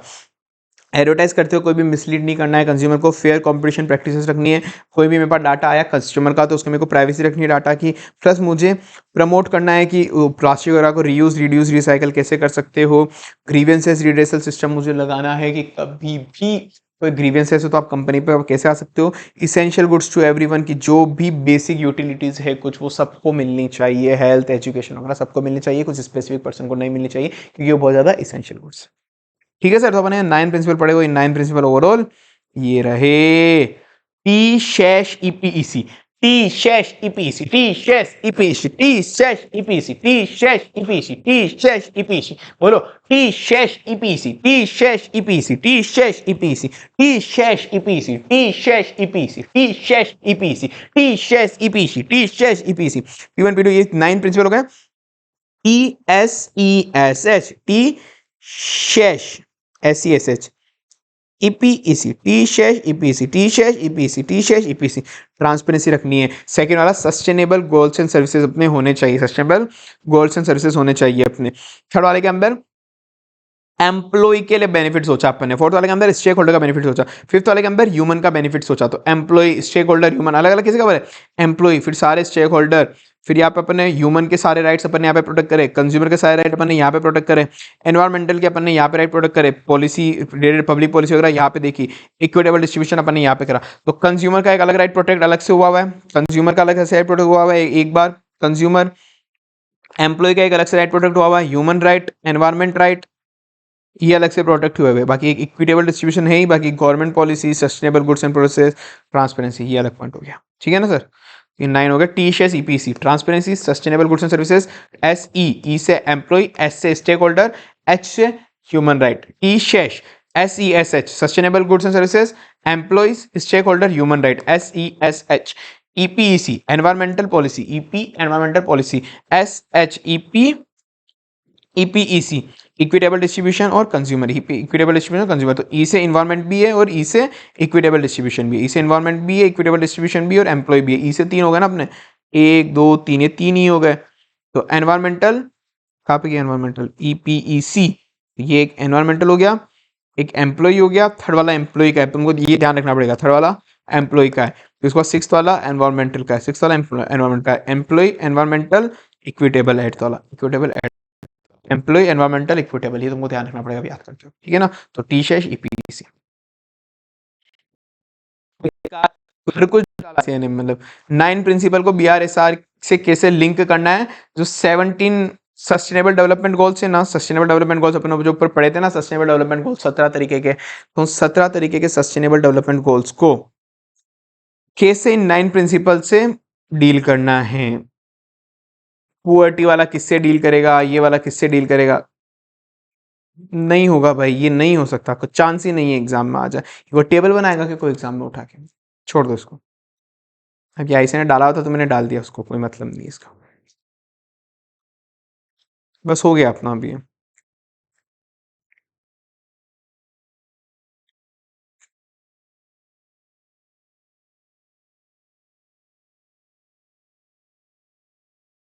अश्योरेंस रिपोर्ट जो बीआरएसआर रिपोर्ट देनी है, अब भाई अपन ने पढ़ा कि बीआरएसआर रिपोर्ट जो बनानी थी ना, बीआरएसआर रिपोर्ट तो रिलायंस लिमिटेड को बनानी थी, मतलब कंपनी जो टॉप 1000 लिस्टेड कंपनी थी।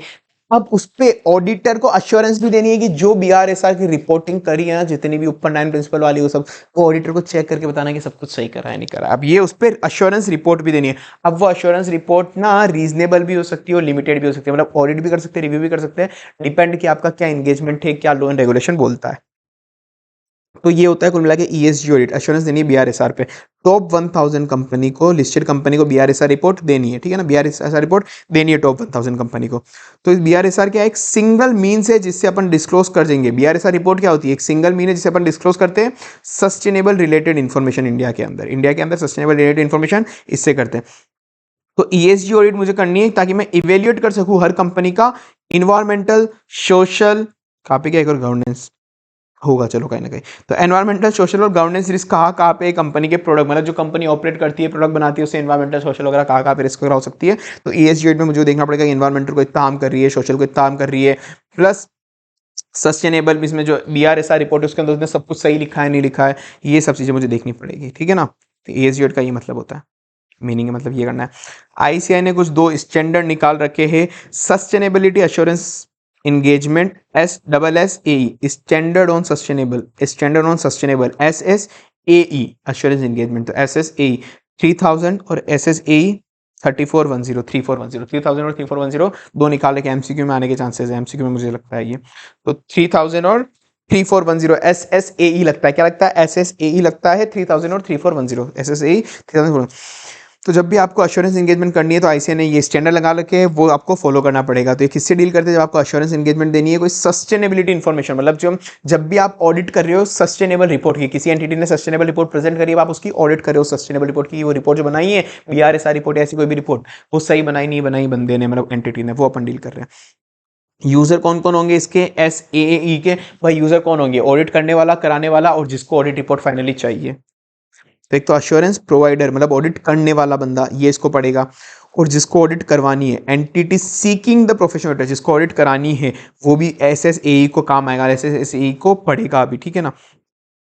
तो जिसको ऑडिट करानी है, जिसको ऑडिट करनी है, अश्योरेंस एंगेजमेंट, और करानी किसको, एंटिटी जिसको प्रोफेशनल ऑडिटर रखना है, प्लस जिसको वो रिपोर्ट फाइनली सबमिट करेंगे, रेगुलेटर, इन्वेस्टर वगैरह, जिसको जो भी वो सस्टेनेबल डाटा पड़ेगा उसके लिए, यूजर्स के लिए काम आएगा। अश्योरेंस रीजनेबल भी हो सकता है, लिमिटेड भी हो सकता है, वो डिपेंड करेगा। तो अब ये जो SSAE है ये क्या कंपलसरी है कि हर एक ऑडिटर को लगाना, मतलब ऑडिट करते हो इसकी सस्टेनेबिलिटी इन्फॉर्मेशन की, वॉल्यूंट्री बेसिस पे है 31 मार्च 2023 तक, पर मैंडेटरी हो जाएगा ऑन और आफ्टर 31 मार्च 2024, मतलब 31 मार्च 2024 की जो भी सस्टेनेबिलिटी रिपोर्ट बनाएंगे ना उस पर मैंडेटरी हो जाएगा। अभी तक ऐसे ही बोलिए, पर मुझे लगता है डेफर होगा। तो ये सस्टेनेबिलिटी रिलेटेड हो गया।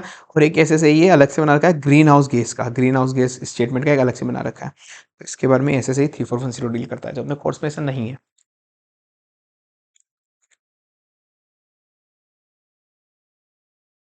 मेथडोलॉजी क्या है, मतलब आपको BRSR की ऑडिट करनी है, आपको BRSR रिपोर्ट पे एश्योरेंस देना है कि BRSR सही से बनाया नहीं बनाया है, तो उस पर आपको क्या मेथडोलॉजी रखनी है, ये सबसे डिटेल में देना चाहिए था। ये वाले पॉइंट जो है इसको ICAI ने बिल्कुल एक वन लाइनर दे दिया। भाई मेरे को तो मेन ऑडिट से काम है ना, ऑडिट करना सिखाना, मुझे तो पूरी का पूरा ज्ञान बांट दिया इतना का इतना, ऑडिट करना कौन सिखाएगा आप मेरे को, छोड़ो। अब है जो यही है, तो आपको क्या मेथडोलॉजी रखनी है, कुछ नहीं भाई, पोई RSP क्या रखना है, पोई RSP, पोई RSP, पोई RSP, पोई RSP, पोई RSP, पोई RSP।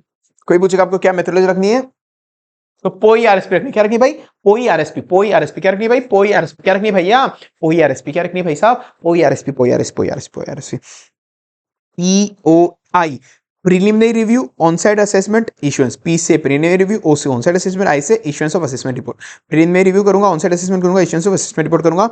POI RSP, पोई RSP, पोई RSP रिव्यू का रिस्पॉन्स लूंगा मैं, ऐसे सबमिट करूंगा, फाइनल जो फाइंडिंग होगी उसको सबमिट करूंगा, प्रिपेयर करूंगा फाइनल रिपोर्ट प्रिपेयर करूंगा, preparation of final report RSP। तो पहले मैं सबसे पहले क्या करूंगा, प्रीलिमिनरी रिव्यू करूंगा हर एक ESG रिपोर्ट को, प्रीलिमिनरी ऊपर से, कि जो जो भी पैरामीटर वगैरह बनाए हैं उस बंदे ने, कि जो भी रिपोर्टिंग रिक्वायरमेंट करी है उसने, उसको मैं प्रीलिमिनरी ऊपर से रिव्यू करूंगा। तो मैं ऊपर से रिव्यू करने के बाद फिर ऑन साइट जाऊंगा, मैं अच्छे से डिटेल के अंदर ऑन साइट जाऊंगा, वहाँ पे साइट के ऊपर जाके सारी डिटेल जो जो मुझे वेरिफिकेशन होगा अब मैं अच्छे से करूंगा। पहले तो मैंने क्या करा, P से प्रीलिमिनरी रिव्यू, PO से मैं ऑन साइट जाके अब मैं एक एक चीज का असेसमेंट करूंगा। मैंने असेसमेंट करा तो मेरी एक बार की जो मैं पहले की बीच की एक ड्राफ्ट रिपोर्ट टाइप में निकालूंगा, ड्राफ्ट रिपोर्ट टाइप निकालूंगा, जिसको मैं बोलूंगा असेसमेंट रिपोर्ट। मैं ऑन साइट असेसमेंट करके आया ना, तो मैं एक असेसमेंट रिपोर्ट निकाल दूंगा कि ये मेरा असेसमेंट, मेरे हिसाब से तूने ये गलतियां, ये कमियां वगैरह है, तो मैं उसको पकड़ दूंगा फाइंडिंग वगैरह का, तो मेरे को रिस्पॉन्स दे। मैंने जो गलतियां वगैरह निकाली ना, मैं उसको बता दूंगा मैनेजमेंट को कि अब तू मेरे को इसका रिस्पॉन्स दे, कि नहीं इसके खिलाफ तू क्या बोलता है, क्या करता है, उसका मेरे को response they. Poi preliminary on site assessment और एक issuance of assessment report, Poi RSP। R से review of response of clarification finding, कि जब सामने वाला बंदा जो भी क्लेरिफिकेशन देगा, मैंने उसको असेसमेंट रिपोर्ट इशू करी तो मुझे उसका कोई क्लेरिफिकेशन देगा, तो मैं उसका देखूंगा कि रिस्पॉन्स और जो क्लेरिफिकेशन आया वो सही है या नहीं है, वो सही है या नहीं है। फिर मैं बस फाइनल फाइंडिंग बता दूंगा कि ऑन साइट असेसमेंट में मेरी ये फाइंडिंग रही है, फाइनल फाइंडिंग मेरी ये रही है। फिर उसको मैं RSP रिव्यू करूंगा, फिर ऐसे सबमिट कर दूंगा फाइंडिंग, फिर एक प्रिपेयर कर दूंगा final verification report. Final verification report में फाइनल रिजल्ट के साथ एक बता दूंगा, प्लस मैं रिकमेंडेशन भी दूंगा कि तेरे को ऐसे ऐसे इसको सुधारना है, ठीक है ना। तो पोई RSP इसका हो गया, पोई RSP, P से प्रीलिमिनरी रिव्यू, O से ऑन साइट असेसमेंट, I से इश्यूएंस, P से प्रीलिमिनरी रिव्यू, O से ऑन साइट असेसमेंट, R से issuance of assessment report. Poi RSP, R से मैं रिव्यू करूंगा उसके रिस्पांस को, रिव्यू करूंगा उसके रिस्पांस को। POI RS, S से मैं फाइनल सबमिट कर दूंगा फाइंडिंग वगैरह। SP, P से मैं प्रिपेयर कर लूंगा फाइनल रिपोर्ट वगैरह, report finding. Social standard audit, ये जनरल लगती है सोशल स्टैंडर्ड ऑडिट, तो मतलब पता नहीं क्यों डाला है इसने इतना सब टॉपिक डाल दिया। सोशल स्टैंडर्ड ऑडिट लगती है, जनरली लगती है NPOs वगैरह पे, वैसे तो चाहे प्रॉफिट ऑर्गेनाइजेशन भी हो तो भी लग जाती है उस पे। इसका मेन होता है कि किसी ऑर्गेनाइजेशन का ऑब्जेक्टिव ही ये है कि वो सोशली अच्छा काम करेंगे, जैसे जनरली वो NGOs का होता है, जनरली वो काम NGO का होता है। कभी कभार नॉन प्रॉफिट, मतलब कभी कभार प्रॉफिट ऑर्गेनाइजेशन का भी होता है वो, कि भाई उन्होंने बोला था कि हम इतने स्कूल्स खोलेंगे, इतनी हेल्थ केयर फैसिलिटी देंगे, तो क्या वो सोशली जितना उन्होंने कमिट करा था वो उतना अच्छा काम कर रही है या नहीं कर रही है, वो ऑडिट करना है मेन काम, वो होता है। तो उसके लिए भी ICA ने स्टैंडर्ड निकाल रखे हैं सोशल ऑडिट करने के लिए। क्या स्टैंडर्ड है कि कभी NGO वगैरह की ऑडिट करने जाओ, सब कुछ करने जाओ तो इशू कर रखे हैं कुछ सस्टेनेबिलिटी रिपोर्टिंग स्टैंडर्ड के साथ साथ SAS भी निकाल रखे हैं सोशल ऑडिट स्टैंडर्ड, जो हर एक सोशल ऑडिटर को चाहिए होंगे कि सोशल ऑडिट करने जा रहा है तो वो उसको गाइडेंस देंगे कि कैसे असेस करना है किसी सोशल एंटरप्राइजेस को, कैसे उसकी ऑडिट करनी है, क्या क्या स्टेप रखनी है। ये रहे, जैसे डील करता है कि किसी ऑर्गेनाइजेशन का एम था कि हंगर पुअर्टी को मिटिगेट करना था, उसके लिए आपको ऑडिट कैसे करनी है। किसी का था कि प्रोटेक्ट करना है कोई भी नेशनल हेरिटेज आर्ट कल्चर को, तो उसकी ऑडिट आपको कैसे करनी है उस ऑर्गेनाइजेशन की, उसका एम ये था। ठीक है, तो अब ये कोई ऐसे ये आने वाले मुझे नहीं लगता ऐसे कोई आएगा याद करने लायक, तो कोई नहीं कर सकता भाई, इतने कोई स्टूडेंट का नाम याद करेगा, कोर्स में कुछ नहीं, बस नाम दे रखा है, नहीं चांसेस है, छोड़ दो। नाम को क्या पढ़ूँ मैं, उसको नाम पढ़ाना बैठूंगा तुमको पढ़ लेना, नाम क्या पढ़ाऊँ। रोल ऑफ ऑडिटर, अब ऑडिटर का क्या रोल है। क्लाइमेट रिलेटेड जो रिस्क है ना, अपने क्लाइमेट रिलेटेड पड़ी, किसने ग्रीन हाउस इफेक्ट ज्यादा छोड़ दिया, ग्रीन हाउस गैसेस ज्यादा डाल दिए इन्वायरमेंट के अंदर, किसी ने कार्बन एमिशन ज्यादा कर दिया, क्लाइमेट चेंज हो गया, तो हो सकता है अपन पे फाइन्स पेनल्टी लग जाए, जो भी लग जाए। या फिर अपन पे क्या हो सकता है इफेक्ट, फाइनेंशियल स्टेटमेंट पे उसका क्या इंपैक्ट आएगा। अगर अपन ने कार्बन एमिशन ज्यादा कर दिया तो हो सकता है कोई लॉ एंड रेगुलेशन अपने ऊपर फाइन्स पेनल्टी लग सकती है, फाइन्स लग सकती है, पेनल्टी लग सकती है। या फिर अगर आपको उसको प्रोटेक्ट करना है, उसको प्रोटेक्ट करना है, आपको कुछ न्यू टेक्नोलॉजी लानी पड़ेगी, न्यू टेक्नोलॉजी लानी पड़ेगी कि इस टेक्नोलॉजी, हम नई टेक्नोलॉजी यूज लेंगे तो इस वजह से हमारी कार्बन न्यू गैसेस वगैरह कम रिमिट होगी, पॉल्यूशन कम होगा, तो इससे इन्वायरमेंट क्लाइमेट बिल्कुल सेफ रहेगा। तो वो आपको क्या फाइनेंशियल स्टेटमेंट पे क्या इंपैक्ट पड़ रहा है, तो भाई पड़ रहा है ना, फाइन पेनल्टी का पड़ रहा है, न्यू टेक्नोलॉजी का इन्वेस्टमेंट हो रहा है, तो ये सारा फाइनेंशियल स्टेटमेंट पे इंपैक्ट ही तो पड़ रहा है भाई इसका। तो उसको कैसे आपको रूल करना है कि ऑडिटर, एज एन ऑडिटर, तो एज एन ऑडिटर आपको कैसे ESG के एस्पेक्ट को, ESG एस्पेक्ट जो अपन पढ़ रहे हैं ना, उसको फाइनेंशियल स्टेटमेंट ऑडिट से कैसे लिंक करना है। ये ICA ने दिया था ना, ये जो मैंने इतना सजा जाके दिया तुमको पॉइंटर ऐसे तोड़ तोड़ के टेबल फॉर्मेट में, ऐसे ने पैराग्राफ पढ़ के थे पूरे पैराग्राफ, तुम ढूंढते रह जाते क्या क्या करना है। पर ठीक है, मैं तो अच्छा इंसान हुई हालांकि, ठीक है। तो FS फ्री होता है, ऑडिटर का मेन ऑब्जेक्टिव क्या होता है भाई, अपन 10 बार पढ़ चुके हैं ऐसे 200 के अंदर। FS बोलता है कि FS का ऑब्जेक्टिव क्या है, FS should be free from all the material misstatement whether due to fraud और एरर। तो अपन को क्या देखना है, FS फ्री होना चाहिए मटेरियल मिसस्टेटमेंट से, फ्री और एरर से, अपन को उस पर रीजनेबल एश्योरेंस लेना है। तो अपन का ऑडिटर का मेन ऑब्जेक्टिव क्या है, पहले ये बोला कि ऑडिटर का मेन ऑब्जेक्टिव लिख दो आप आंसर के अंदर कि obtain a reasonable assurance that FS as a whole is free from all the material misstatement, material misstatement से बिल्कुल फ्री हो। तो क्लाइमेट रिस्क को समझो, अपन को क्या करना है, पहले क्लाइमेट रिस्क को समझना है, क्लाइमेट रिस्क को समझना है कि क्लाइमेट रिस्क कहाँ कहाँ पे कैसी कैसी हो सकती है, और उस रिस्क क्या अपनी ऑडिट के लिए रिलेवेंट है क्या, वो क्लाइमेट रिस्क अपनी ऑडिट के लिए रिलेवेंट है क्या, उसको समझो। जनरली वो ज़्यादा रिलेवेंट हो सकती है कुछ कुछ सेक्टर में, जैसे bank, insurance, energy, transportation, agriculture, food, ये ना क्लाइमेट रिलेटेड बहुत ज़्यादा, क्लाइमेट को बहुत ज़्यादा हार्म करती है, या फिर क्लाइमेट चेंज होने से इनको इम्पैक्ट पड़ेगा, एग्रो इंडस्ट्री को इम्पैक्ट पड़ेगा क्लाइमेट चेंज होने से, या फिर बैंक वगैरह, इंश्योरेंस वगैरह जो टेक्नोलॉजी यूज लेती है उससे क्लाइमेट को बहुत ज़्यादा हार्म होता है।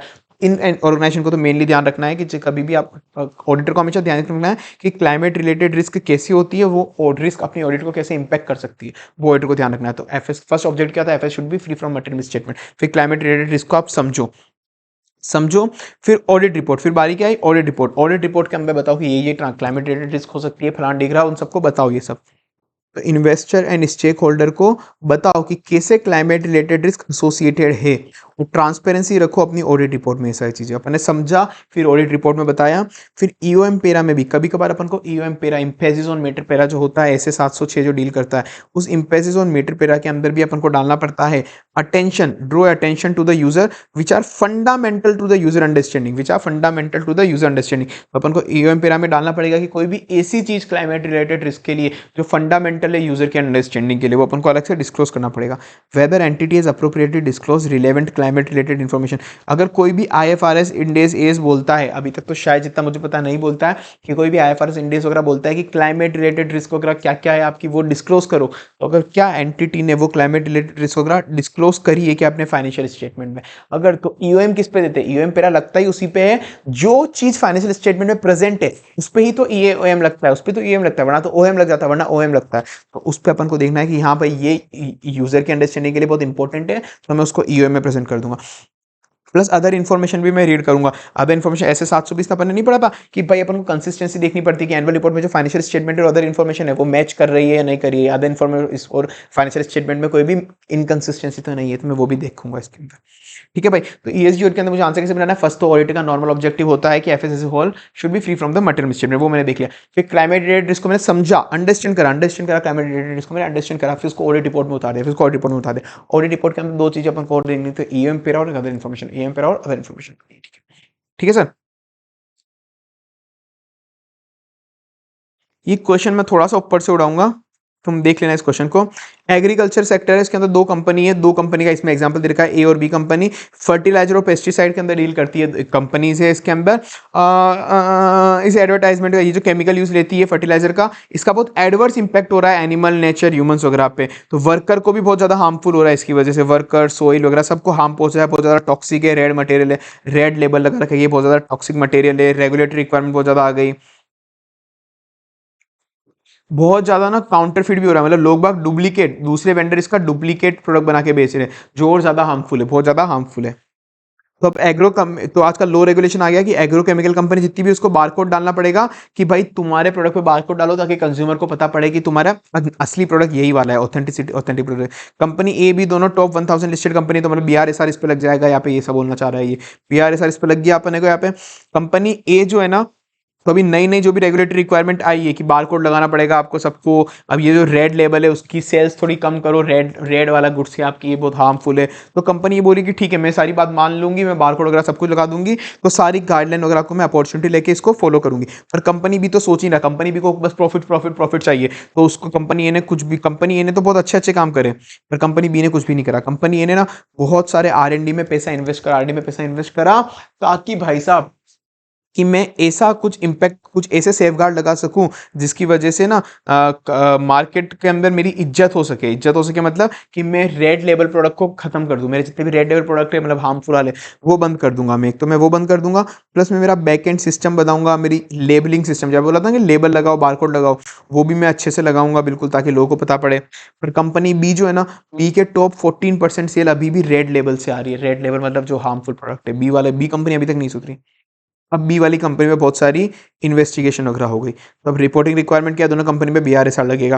क्या कंपनी ने फ्यूचर के रेगुलेटरी चेंजेस अडॉप्ट कर लिए क्या, और कौन से स्टेप लिए उन्होंने रेगुलेटरी स्टैंडर्ड फॉलो करने के लिए। हाँ भाई बिल्कुल करे, पर कंपनी ए नहीं करे, कंपनी बी ने नहीं करा है। तो कंपनी ने क्या, यहाँ पे प्रिंसिपल लिखने पड़ेंगे BRSR वाले कि भाई कंपनी ने क्या करा, उसने एक तो रेड लेबल को प्रोडक्ट को सारे बंद कर दिया, R&D पे पैसा लगाया, R&D वालों पे अपन ने R&D करा कि लेबलिंग सिस्टम वगैरह में इंप्रूव कर दूं। तो 3 प्रिंसिपल, 2 3 9, 2 3 9, 2 वाले के अंदर क्या था, 2 वाले के अंदर अपन को देना था सस्टेनेबल गुड्स एंड सर्विसेज देनी थी, और गुड्स एंड सर्विसेज केवल अच्छी वाली हो, मतलब अपन गलत गुड्स देते थे, रेड लेबल तो हार्मफुल थे, तो रेड वाले तो प्रिंसिपल 2 किससे डील करता था, सस्टेनेबल गुड्स एंड सर्विसेज देने थे, तो प्रिंसिपल 2 यहाँ पे लग गया, हम सस्टेनेबल गुड्स एंड सर्विसेज देंगे। थर्ड वाला किससे डील करता था कि एम्प्लॉय वगैरह को कंपनसेशन अच्छा दो, सेफ वर्किंग एनवायरमेंट प्रोवाइड करो, तो भाई यही तो था प्रिंसिपल थी, सेफ वर्किंग एनवायरमेंट दो वर्कर वगैरह के लिए भी, तो वो हार्मफुल हो रहा था तो उसको बता दो। फिर उसके बाद 9th वाला जो डील करता था अच्छी वाली, मतलब कंज्यूमर को बेनिफिट दो, आप ऐसा प्रोडक्ट रखो जिससे कंज्यूमर को बेनिफिट रहे, कंज्यूमर से कोई भी चीज छुपाओ मत, मिसलीड मत करो, तो आप उसकी पैकेजिंग अच्छी सुधार दी कि ऑथेंटिक प्रोडक्ट कौन सा है वो आप पे, यहाँ पे फिर ऑथेंटिक प्रोडक्ट, ये तो प्रिंसिपल 9 लग गया, आप पे प्रिंसिपल 9 लग गया। ठीक है, तो ये 3 पॉइंट लग गए। अब आपको ऑडिट करते हो कंपनी और बी की क्या ध्यान रखना है, ए वाली कंपनी तो अच्छा, बी वाली कंपनी कौन सी एक कंपनी अच्छा काम कर रही है इनमें से, तो जो कंपनी कौन सी कंपनी खराब काम कर रही है, बी वाली कंपनी खराब काम कर रही है तो उस पर देखना पड़ेगा कि एसेट 250 मेनली देखना पड़ेगा कि वो लो एंड रेगुलेशन का नॉन कंप्लायंस देख रही है, तो साथ में नॉन कंप्लायंस का जो भी नॉन कंप्लायंस होगा तो ऐसे 250 देखना पड़ेगा कि उसका एफएस पे इंपैक्ट आ सकता है, इन्वेस्टिगेशन वगैरह हुई, प्लस गोइंग कंसर्न इंपैक्ट भी आ सकता है कि भाई कंपनी को सारी की सारी सेल तो इससे आ रही है, गवर्नमेंट की इतनी इन्वेस्टिगेशन चल रही है, हो सकता है इस कंपनी को बंद करा था। ठीक है सर, तो अपना ये चैप्टर हो गया है, बाकी पूरा का पूरा फ्री फास्टैग बेस यूट्यूब पे आपको और भी मिल जाएगा, मैं नीचे डिस्क्रिप्शन बॉक्स में लिंक दे दूंगा। ये बुक आपने देख ही ली होगी, सुंदर से पेजेस वाली कलरफुल वगैरह, बुक परचेज करनी है तो मैं नीचे लिंक आपको दे दूंगा, केवल 550 पेज के अंदर जैसे अपन ऑडिट पढ़ा वैसा का वैसा, और इसी बुक से आपको पूरा फ्री फास्टैग बेस तो मिल ही रहा है सर, ठीक है ना। तो सब कुछ अच्छा अच्छा मिल ही रहा है, बाकी तुम देख लो, चैनल याद से सब्सक्राइब कर देना, प्लस मैं कुछ नोट्स आपको फ्री टेलीग्राम चैनल पे भी प्रोवाइड करूंगा, ट्रिक निमोनिक वाले, तो टेलीग्राम चैनल पे भी आप जाके नोट्स देख लेना, टेलीग्राम चैनल पे आपको नोट्स मिल जाएंगे, ठीक है। तो यूट्यूब टेलीग्राम आप सब कुछ देख लेना, आपके हिसाब से सब कुछ फ्री में मिल रहा है भाई, क्या चाहिए। चलो ओके, टाटा बाय बाय।